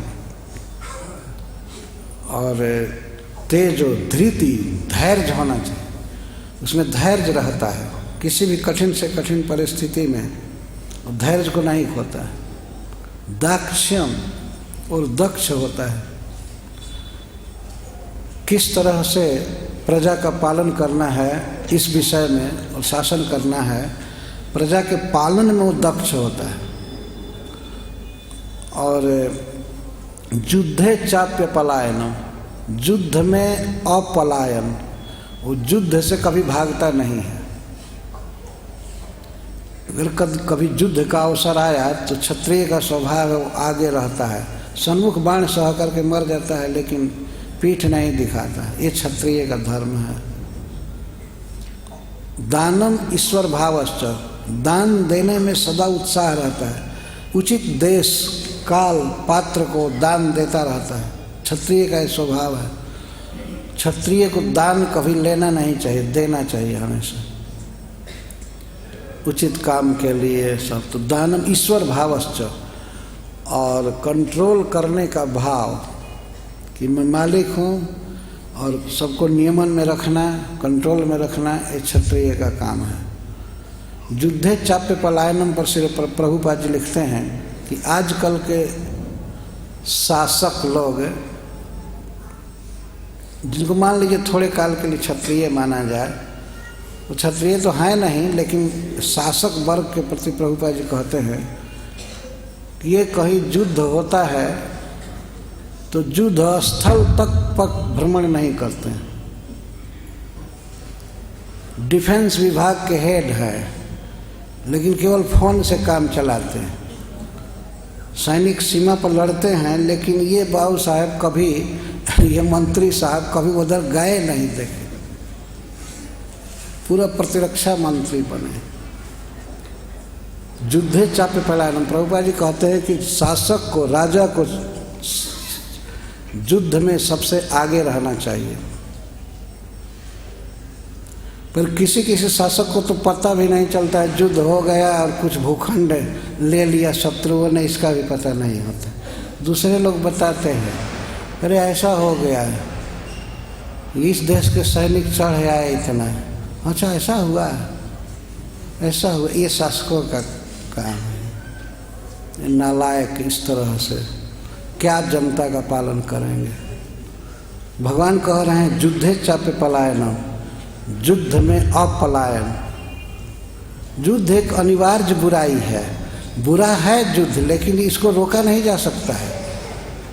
श्रील प्रभुपाद जी कहते हैं कि क्षत्रिय को अहिंसक नहीं होना चाहिए। अहिंसा अहिंसा करे और वो लोग बम से उड़ा दे, ये करे करे, इधर से अहिंसा, शांति शांति, क्या शांति होगी? शांति बिना शक्ति के नहीं होती है।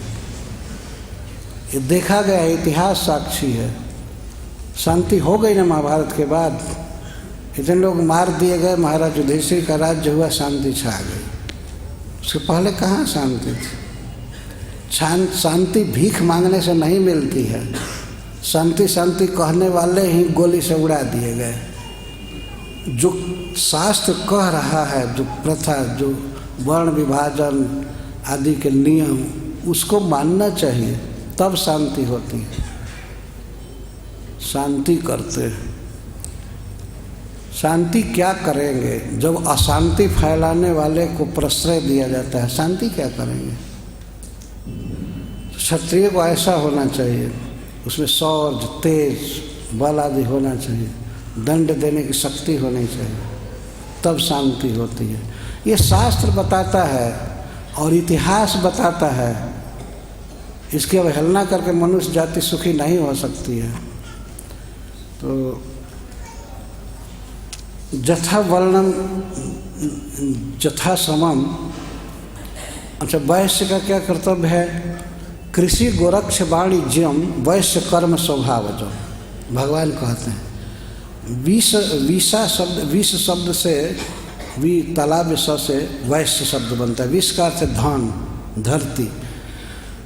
धन के जो अधिकारी हैं उनको वैश्य कहते हैं। तो भगवान उनके 3 काम बताते हैं, कृषि, गोरक्ष, वाणिज्यम।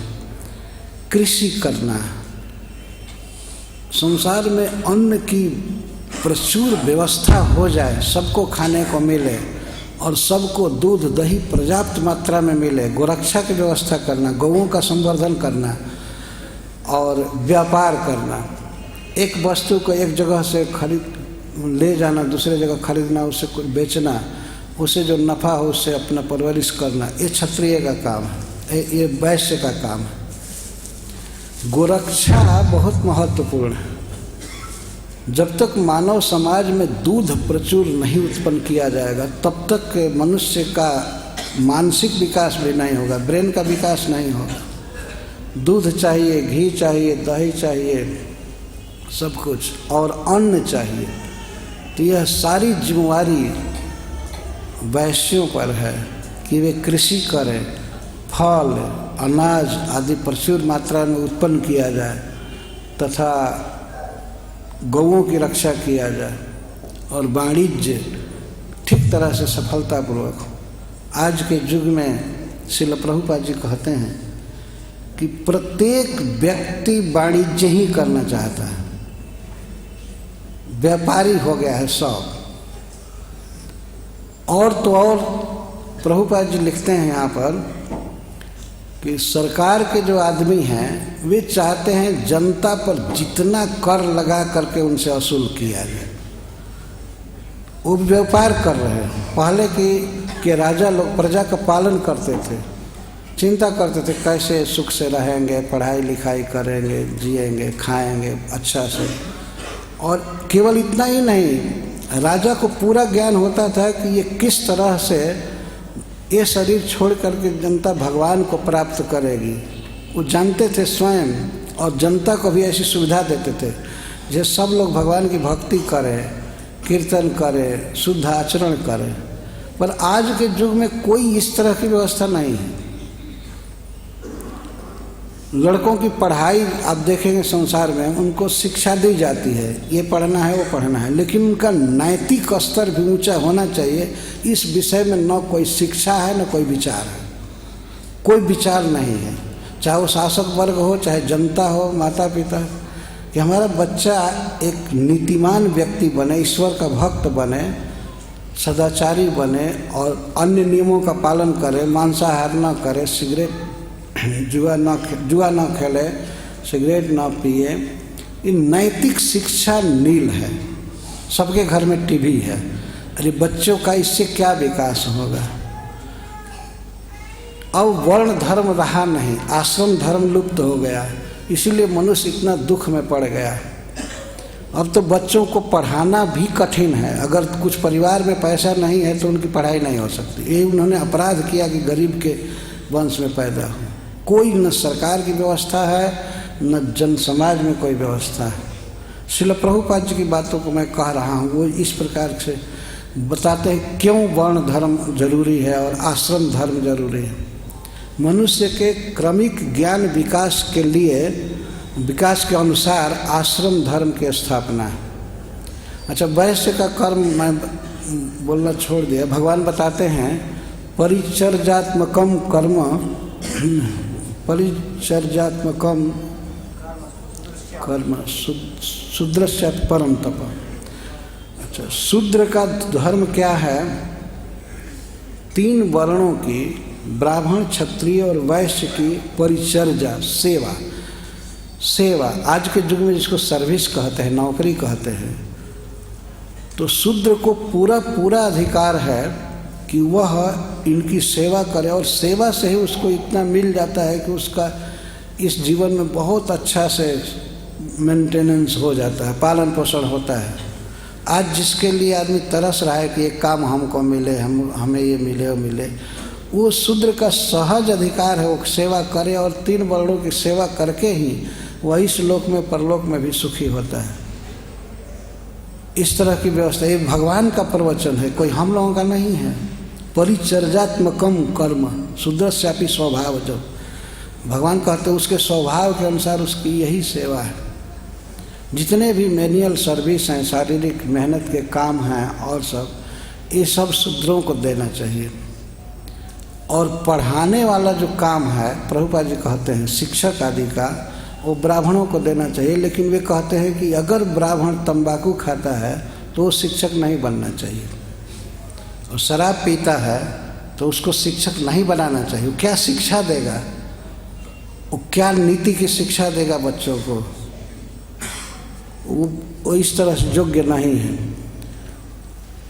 श्रील प्रभुपाद जी चाहते थे कि वर्ण धर्म की स्थापना हो, क्योंकि इसके बिना मानव जाति सुखी नहीं हो सकती है। पर बहुत दुख की बात है कि सब नहीं हो रहा है। भीष्म पितामह ने महाभारत में बहुत प्रवचन किया है इन सब विषयों पर। अच्छा, धर्म भी, चाहे वैश्य का धर्म हो, शूद्र का धर्म हो, ब्राह्मण का धर्म हो, धर्म भी 2 उपाधियों से बटा हुआ है। उपाधि, उपाधि कहते हैं किसी भिन्न वस्तु से के आवरक रूप में कोई चीज़ होती है, उसको उपाधि कहते हैं। जैसे जीव चिन्मय है, भगवान का दास है, अंश है, लेकिन दो भाग में बटा हुआ है। उन मनुष्यों में एक स्त्रियां हैं, कोई पुरुष हैं, तो उसको एक को स्त्री उपाधि से युक्त माना जाएगा, एक को नर उपाधि से। हैं दोनों एक ही भगवान के अंश। तो इसी तरह से धर्म का आचरण करने में भी दो उपाधियां हैं, एक राग और एक है वैराग्य। किसी किसी मनुष्य में स्वाभाविक ही वैराग्य रहता है बचपन से ही। उनके लिए ये कोई ज़रूरी नहीं है कि वे राग लें और उसके अनुसार चलें।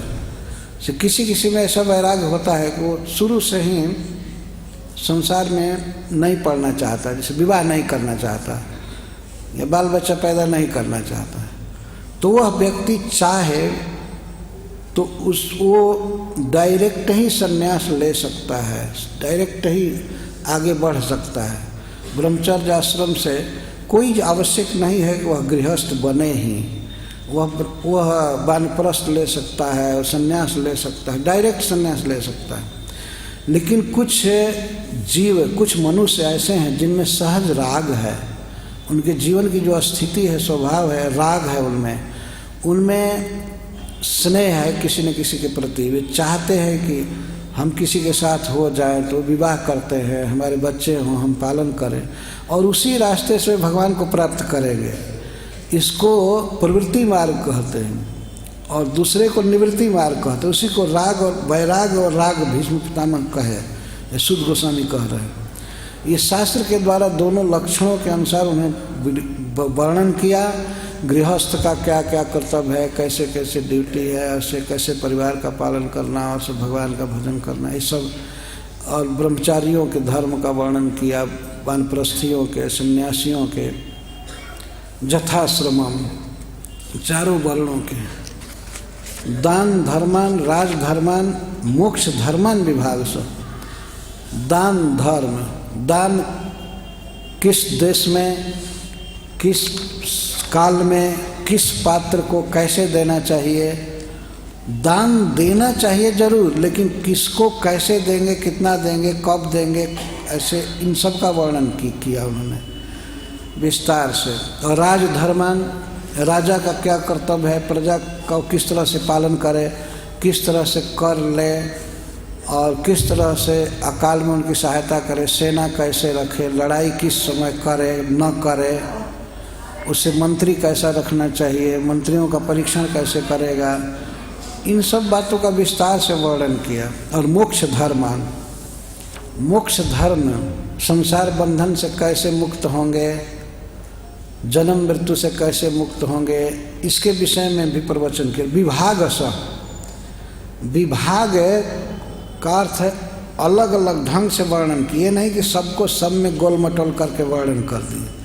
एक वाक्य बोले ब्रह्मचारी के विषय में तो दूसरा तुरंत गृहस्थ के विषय में बोले। चाहे बहुत बातें, कुछ लोग बोलते हैं तो कई बातों को सान करके बोल देते हैं। 1 घंटा का प्रवचन करेंगे, दुनिया का सारा बात एक में ही कर देंगे। ऐसा नहीं, विभाग सा, एक विषय पर जो प्रवचन कर रहे थे उसको कंप्लीट किए अलग अलग।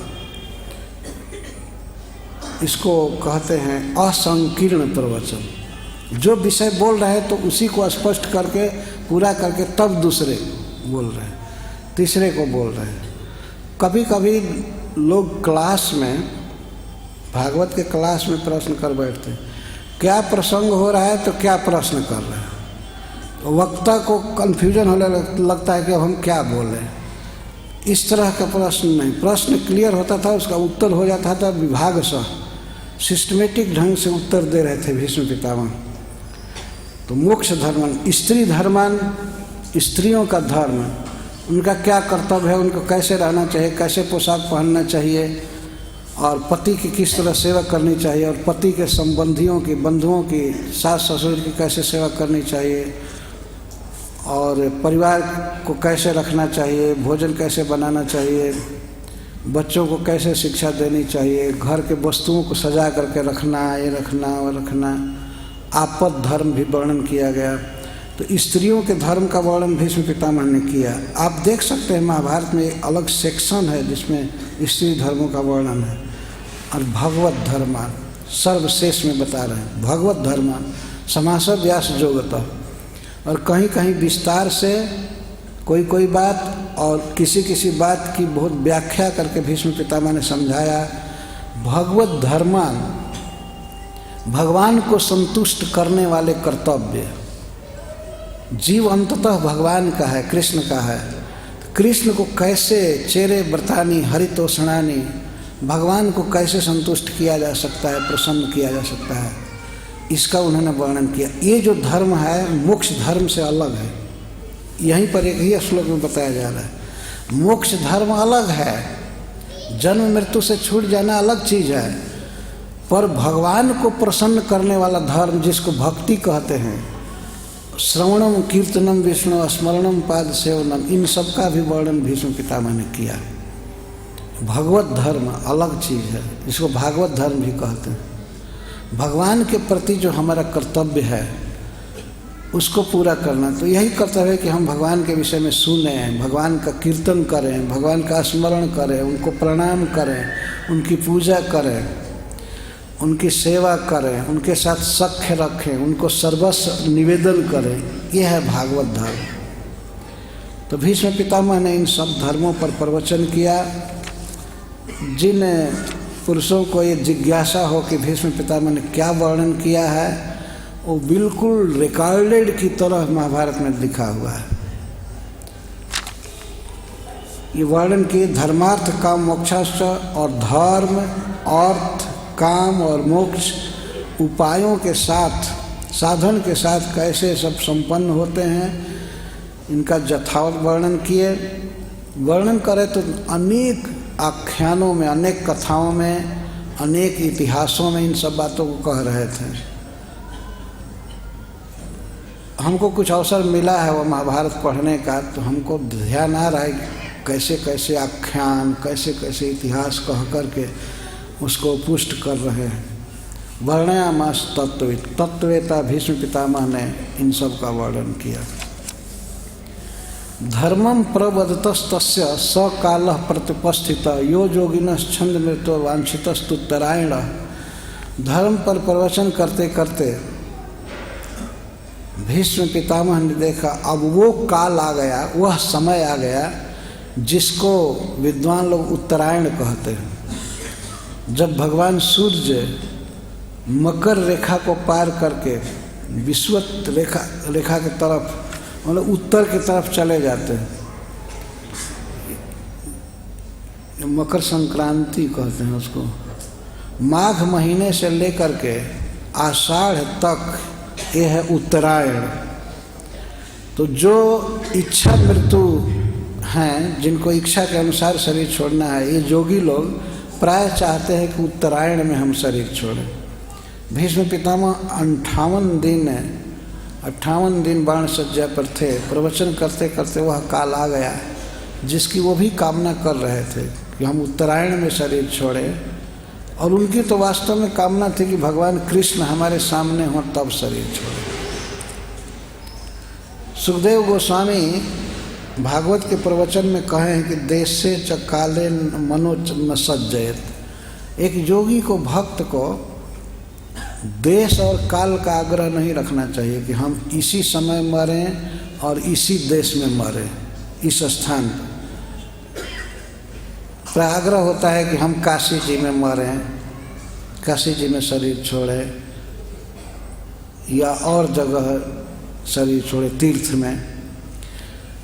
तो योगी को, भगवान के भक्त को चाहिए कि वह भक्ति में ही लगा रहे।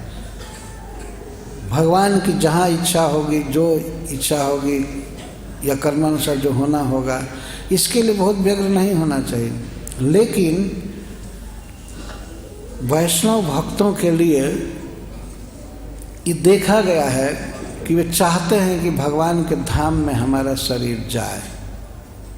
जैसे श्रील प्रभुपाद जी कहे अपने शिष्यों से कि हमको ले चलो, मैं प्रीचिंग करते हुए शरीर छोड़ना चाहता हूँ। वो भीष्म पितामह की याद कर रहे हैं। जैसे भीष्म पितामह युद्ध भूमि में शरीर छोड़े, वैसे ही मैं प्रीचिंग करते हुए शरीर छोड़ना चाहता हूँ। मुझे गोवर्धन की परिक्रमा में ले चलो। ये शरीर आपका चल नहीं रहा है, कैसे करेंगे? तो हम बैलगाड़ी से करेंगे। बैलगाड़ी पर भी शरीर चलने लायक नहीं था, फिर भी प्रभुपाद जी आग्रह करते थे। तो उनको एक बार भक्त लोग ले गए इंग्लैंड ले गए, लेकिन वहाँ जाने के बाद जब और तबीयत खराब हुई प्रभुपाद जी की, तो उन्होंने कहा मुझे वृंदावन ले चलो, वृंदावन ले चलो। मैं चाहता हूँ कि मैं वृंदावन में शरीर छोड़ूँ, वृंदावन में शरीर छोड़ूँ। तो कृष्ण के अनन्य भक्त थे, कृष्ण उनको सुविधा दी वृंदावन में आकर के और शरीर छोड़े। तो भक्त तो चाहते हैं कि भगवान से जिस धाम का, जिस भूमि का संपर्क है वहाँ शरीर छूटे। और काल जैसे कार्तिक है या और भी बहुत से पुण्य समय होते हैं, उसमें वो छोड़ना चाहता है। तो भीष्म पितामह भी चाहते थे कि कुरुक्षेत्र में इस धर्म भूमि में उनका शरीर जाए, शरीर छोड़े। उनको विश्वास था कि इस भूमि में शरीर छोड़ने पर उनको भगवान का धाम मिलेगा, भगवान का चरण कमल मिलेगा। केवल भीष्म को ही नहीं, ये तो भक्त थे। इस धर्म क्षेत्र में जिन्होंने शरीर त्यागा महाभारत युद्ध में, सब भगवान के धाम जा रहे थे। और इतना ही नहीं, आगे भी कहा गया है कोई भी भगवान व्यक्ति जो यहाँ शरीर छोड़ेगा उसको भगवान कृष्ण का धाम मिलता है। ये स्पष्ट बात कही गई है। तो भीष्म पितामह कुरुक्षेत्र में थे और उत्तरायण का समय भी आ गया था, और उत्तरीय धारण किए हुए श्री कृष्ण भी वहाँ बैठे थे, भगवान बैठे थे। अब इससे अच्छा काल, देश और स्थिति क्या होगी? तो धर्म पर प्रवचन करते करते जब उत्तरायण पहुंचा और भगवान कृष्ण वहाँ विद्यमान थे, तो उन्हें शरीर छोड़ने का उत्साह हुआ। तदोपसंहृत्य गिरः सहस्रणीर विमुक्त संगम मन आदि पुरुषे कृष्णे लसत पीत पटे चतुर्भुजे पुरस्थिते मिलित दृग्व्यधारयत्। जब यह समय आया और भगवान कृष्ण साथ में बैठे थे वहाँ, तब भीष्म पितामह अपनी बिखरी हुई वाणी को चारों तरफ से समेट लिए। जो नाना धर्मों पर प्रवचन कर रहे थे वाणी से, अब वाणी को उन्होंने समेट लिया। समेटने का मतलब है कि वे चुप हो गए, अब अन्य बातों का वर्णन बंद कर दिए। और वैसे भी ये सहस्रणी हैं, हजारों महारथियों के साथ युद्ध करते थे, सबके सेनापति थे। कौरव पक्ष के 10 दिन सेनापति रहे। तो बड़ी भारी सेना को कमांड में रखना, कमांडर कहते भी हैं, अपने अधीन रखना, उसको सहस्रणी कहते हैं। तो जैसे भीष्म पितामह युद्ध में सैनिकों को अपने बस में रखते थे, कमांड करते थे, इसी तरह से वे शास्त्रों के प्रवचन पर भी अपनी वाणी को कमांड में ला दिए। वाणी जो बिखरी थी उसको समेट लिए। और इनका मन तो मुक्त था ही, अपने विमुक्त मन को चारों संसार से, सभी दृश्यों से और सभी बातों से अपने मन को मुक्त करके कृष्ण में लगा दिए। कैसे कृष्ण हैं? आदि पुरुषे लसत पीठ पटे चतुर्भुजे पुरस्थित। श्री कृष्ण परम सुंदर हैं, पर ब्रह्म भगवान में, आदि पुरुष में, जिन्होंने जगत को पैदा किया है महत्सृष्टा पुरुष के रूप में, ऐसे भगवान श्री कृष्ण में उन्होंने चित्त लगा दिया। और कृष्ण कैसे हैं? लसत पीत पटे, जिनका पीताम्बर फहरा रहा था। पीताम्बर बहुत सुंदर लग रहा था। भगवान सांवले हैं और सांवले शरीर पर पीत वर्ण का, स्वर्ण वर्ण का कपड़ा शोभा दे रहा था। और चतुर्भुजे, और श्री कृष्ण 4 भुजाओं से युक्त थे, पुरस्थित, और भीष्म पितामह के सामने खड़े थे। सामने, पुरः मतलब सामने, स्थित, श्री कृष्ण बिल्कुल सामने निकट में खड़े थे। श्री कृष्ण भी चाहते थे कि पितामह भर आँख हमको देख लें, इनकी जितनी इच्छा हो ये तृप्त हो जाए, देख लें। तो श्री कृष्ण भी मुस्कुराते हुए आनंद से पीत वस्त्र धारण किए हुए वहाँ खड़े थे, ऐसे श्री कृष्ण में मन लगाया और आँख लगाया भीष्म पितामह ने, और मिलित दृक् व्यधा रहे थे। श्री कृष्ण को मन में धारण कर देख रहे थे, और देख करके मन में फिर स्मरण करते थे, फिर देखते थे, देख कर फिर मन में देखते थे, बाहर भी देख रहे थे, और पलक नेत्रों से, आँख बंद नहीं कि खोले खोले नेत्र से देख रहे थे श्री कृष्ण को। इस तरह से उन्होंने श्री कृष्ण में अपने मन को लगाया, अपने नेत्र को, और अब वाणी को लगाया। वाणी से श्री कृष्ण का वर्णन करने लगे। विशुद्धया धारणया हता शुभा तदीक्षया सुगतायुध श्रमः निवृत्त सर्वेन्द्रिय वृत्ति विभ्रमः तुष्टावजन्यम विसृजन जनार्दनम। विशुद्ध धारणा के कारण इनका सारा अशुभ नष्ट हो चुका था, और भगवान के दृष्टिपात से ही इनके शरीर की पीड़ा चली गई थी, दर्द नहीं था। समस्त इंद्रियों का जो विभ्रम है, इधर उधर जाना, उन्होंने रोक लिया। अब कोई भी इंद्रियां विषयों में नहीं जा रही थी। वाणी से न बोलना, न मन में कुछ सोचना, न आँख से देखना, न कान से सुनना, सारी इंद्रियां बस भगवान में लग गई, और भगवान का गुण गाते हुए शरीर छोड़ने के लिए वे तैयार हो गए, और इस प्रकार भगवान का वर्णन करने लगे, मतलब गुण गा रहे हैं। तो यहाँ पर हम कथा को विश्राम दे रहे हैं। भीष्म पितामह अब स्तुति करना चालू करेंगे। किस स्थिति में हैं? अमिलित दिग्व्यधारयत, भगवान में मन लगाए और अपने नेत्रों को लगाए, और वाणी से कृष्ण का गुण गाते हुए शरीर छोड़ेंगे, ऐसा सूत जी वर्णन करते हैं। जन्यम का अर्थ होता है देह, जिसका जन्म होता है वो है जन्य। देह को छोड़ते समय भीष्म पितामह कृष्ण में अपना मन लगाए, अपने आँखों को स्थिर किए, और अपने वाणी पर उनका गुण गा रहे हैं। इस तरह से भीष्म पितामह की ये बहुत प्रसिद्ध स्तुति है। तो 3 दिन भीष्म पितामह के स्तुति का भाव कहा जाएगा। ये बहुत ही महत्वपूर्ण है। मानव जाति के इतिहास में इतना लंबा और सुंदर प्रवचन किसी का नहीं है, इतना दीर्घ, कई अध्यायों में प्रवचन। तो भीष्म पितामह की विशेषता क्या है कि वे कृष्ण के भक्त हैं, अनन्य भक्त है, यही सबसे बड़ी विशेषता है। भले विपक्ष से लड़े, कहीं कुछ किए, लेकिन वो तत्वतः कृष्ण के भक्त थे। तो एक महान पुरुष का उद्गार कृष्ण के विषय में व्यक्त हो रहा है। वे जीवन में क्या पुरुषार्थ मानते हैं, क्या सिद्धि मानते हैं, जीवन की सफलता किसमें मानते हैं, कृष्ण क्या हैं, कृष्ण में उनका कितना अनुराग है, इन्हीं बातों की अभिव्यक्ति उनके स्तुति में होगी। हरे कृष्ण। धन्यवाद।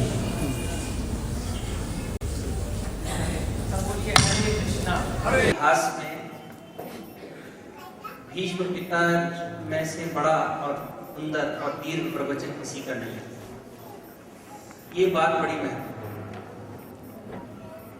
देखिए, अमेरिका में वर्ल्ड ट्रेड सेंटर था, और वर्ल्ड ट्रेड सेंटर पर आक्रमण हो गया तो वो जीरो ग्राउंड बन गया। अब जीरो ग्राउंड बनने का मतलब है कि सैकड़ों हजारों साल तक वहां कुछ भी नहीं बना।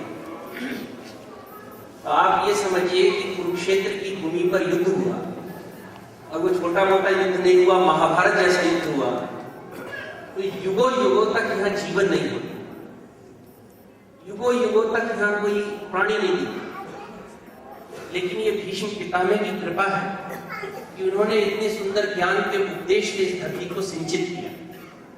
ये एक बहुत बड़ी बात है, और हमें भी ये विश्वास है कि पूज्य गुरु महाराज जब तक इस धरती पर आते रहेंगे, तब तक हमारे जीवन में सभ्यता, भक्ति और संस्कृति बढ़ती रहेगी, ऐसा हमें विश्वास है। और आप भी यही कामना करें।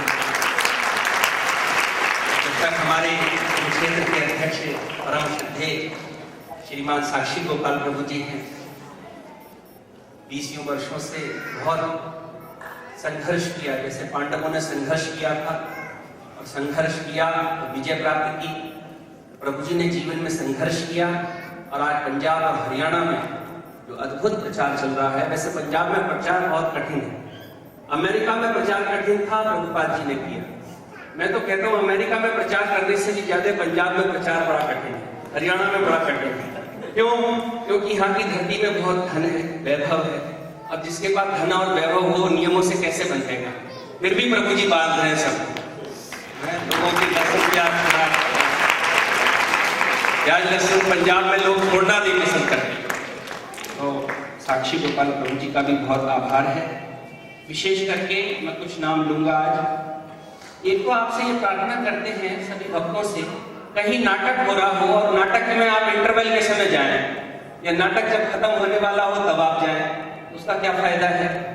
आप नाटक में कब जाते हो? शुरू से देखेंगे, शुरू से नाटक देखेंगे। तो कथा में आप शुरू से क्यों नहीं आते हैं? कथा में आप आते हैं इंटरवल के समय। सबसे प्रार्थना करते हैं कि कथा में आप यहाँ 5:30 बजे तक आ जाएं, तब भजन चलते हैं, चंद्रिका प्रभु जी गाते हैं। ये एक आपसे सबसे प्रार्थना है। आज का जो प्रसाद है इसकी जो सेवा कर रहे हैं श्रीमान राजेंद्र वर्मा जी, श्रीमान राकेश वर्मा जी चंडीगढ़ से। राकेश वर्मा जी से मैं प्रार्थना करता हूँ कृपया मंच पर आए और महाराज जी से प्रसाद और आशीर्वाद ग्रहण करें। श्रीमान राकेश वर्मा जी चंडीगढ़ से।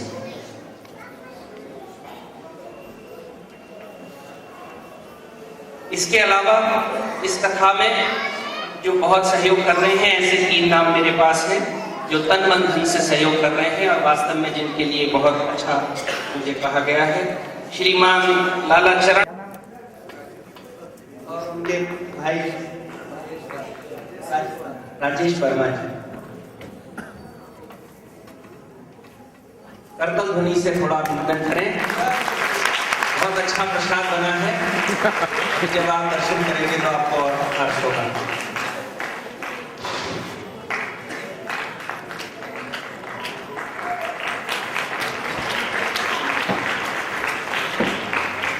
श्रीमान लाला चरण दास जी सुरेंद्र सेनेटरी वाले, श्रीमान ब्रजमोहन गुप्ता जी और श्रीमान राजेंद्र सिद्धि जी, इनकी भी बहुत ही सेवा है और हमेशा ही उपस्थित रहते हैं, तन मन धन से सहयोग करते हैं। इन सभी से प्रार्थना मंच पर आए। इसके अलावा हरे कृष्णा प्रचार केंद्र जमुनानगर से भक्त आए हैं, उनका मैं नाम लेता हूँ, जिनका नाम ले रहा हूँ वो भी मंच पर आए, प्रसाद ग्रहण करें। श्रीमान रसकृष्ण दास प्रभु जी, श्रीमान Anath Bandhu Das Prabhu ji, Ramkrishna Das Prabhu ji, Anil Gupta ji, doctor GR Saini, PK Mehandi Ratta, Kamlesh Gautam Mata ji, Rakesh Kapoor जी, नवीन विनायक जी, मुकेश दावड़ा जी, राजकुमार जी और नवीन मित्तल जी। ये जो नाम मैं पुकार रहा हूँ इनसे प्रार्थना मंच पर आए और प्रसाद ग्रहण करें। श्रीमान रसकृष्ण दास ji, Anath Bandhu Das ji, Ramkrishna Das Prabhu ji, Anil Gupta ji, doctor GR Saini, PK Mehandi Ratta, ये सभी हरे कृष्णा प्रचार केंद्र यमुनानगर से आए हैं।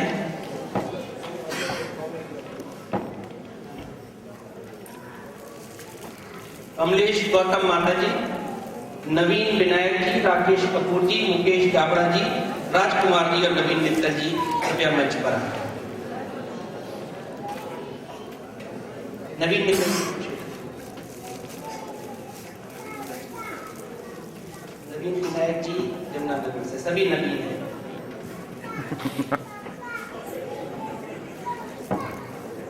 आपसे ये प्रार्थना है, ये जो आपके पास पुस्तिका है लाल रंग की पुस्तिका, ये घर न लेकर जाएं। घर लेकर जाते हैं, घर में छोड़ आते हैं, वापिस लेकर नहीं आते हैं। इतनी पुस्तिका यहाँ नहीं है। सभी से प्रार्थना है अपनी पुस्तक यहाँ मंच पर जमा करा दें। कुछ लोग इसको जमा कर लें और मंच पर रख दें। कमलेश माता जी आ जाएं, शायद वो इस नाम से नहीं आ रही है। उनका नाम है कौशला माता जी, कौशला देवी दासी माता जी। अब मुझे लगता है माता जी आएंगे।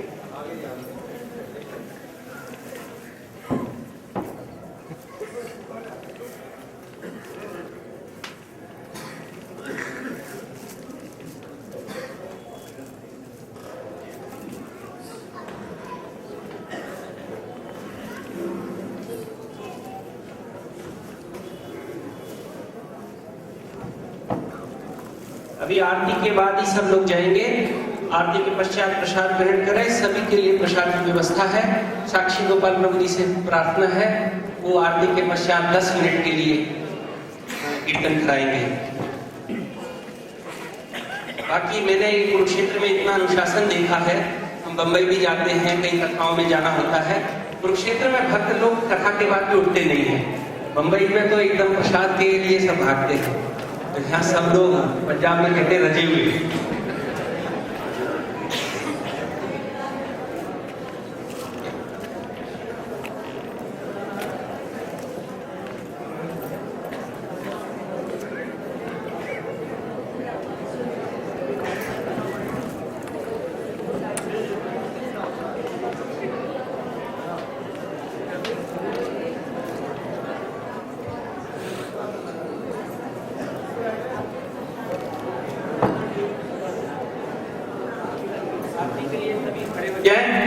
और आरती की थाली सजाते हुए, और जिन लोगों के मैंने नाम लिए हैं वो आरती में आ जाएं। श्रीमान लाला चरणदास जी, श्रीमान ब्रजमोहन गुप्ता जी, राजेंद्र सिकरी जी, ये सभी आरती में शामिल हैं।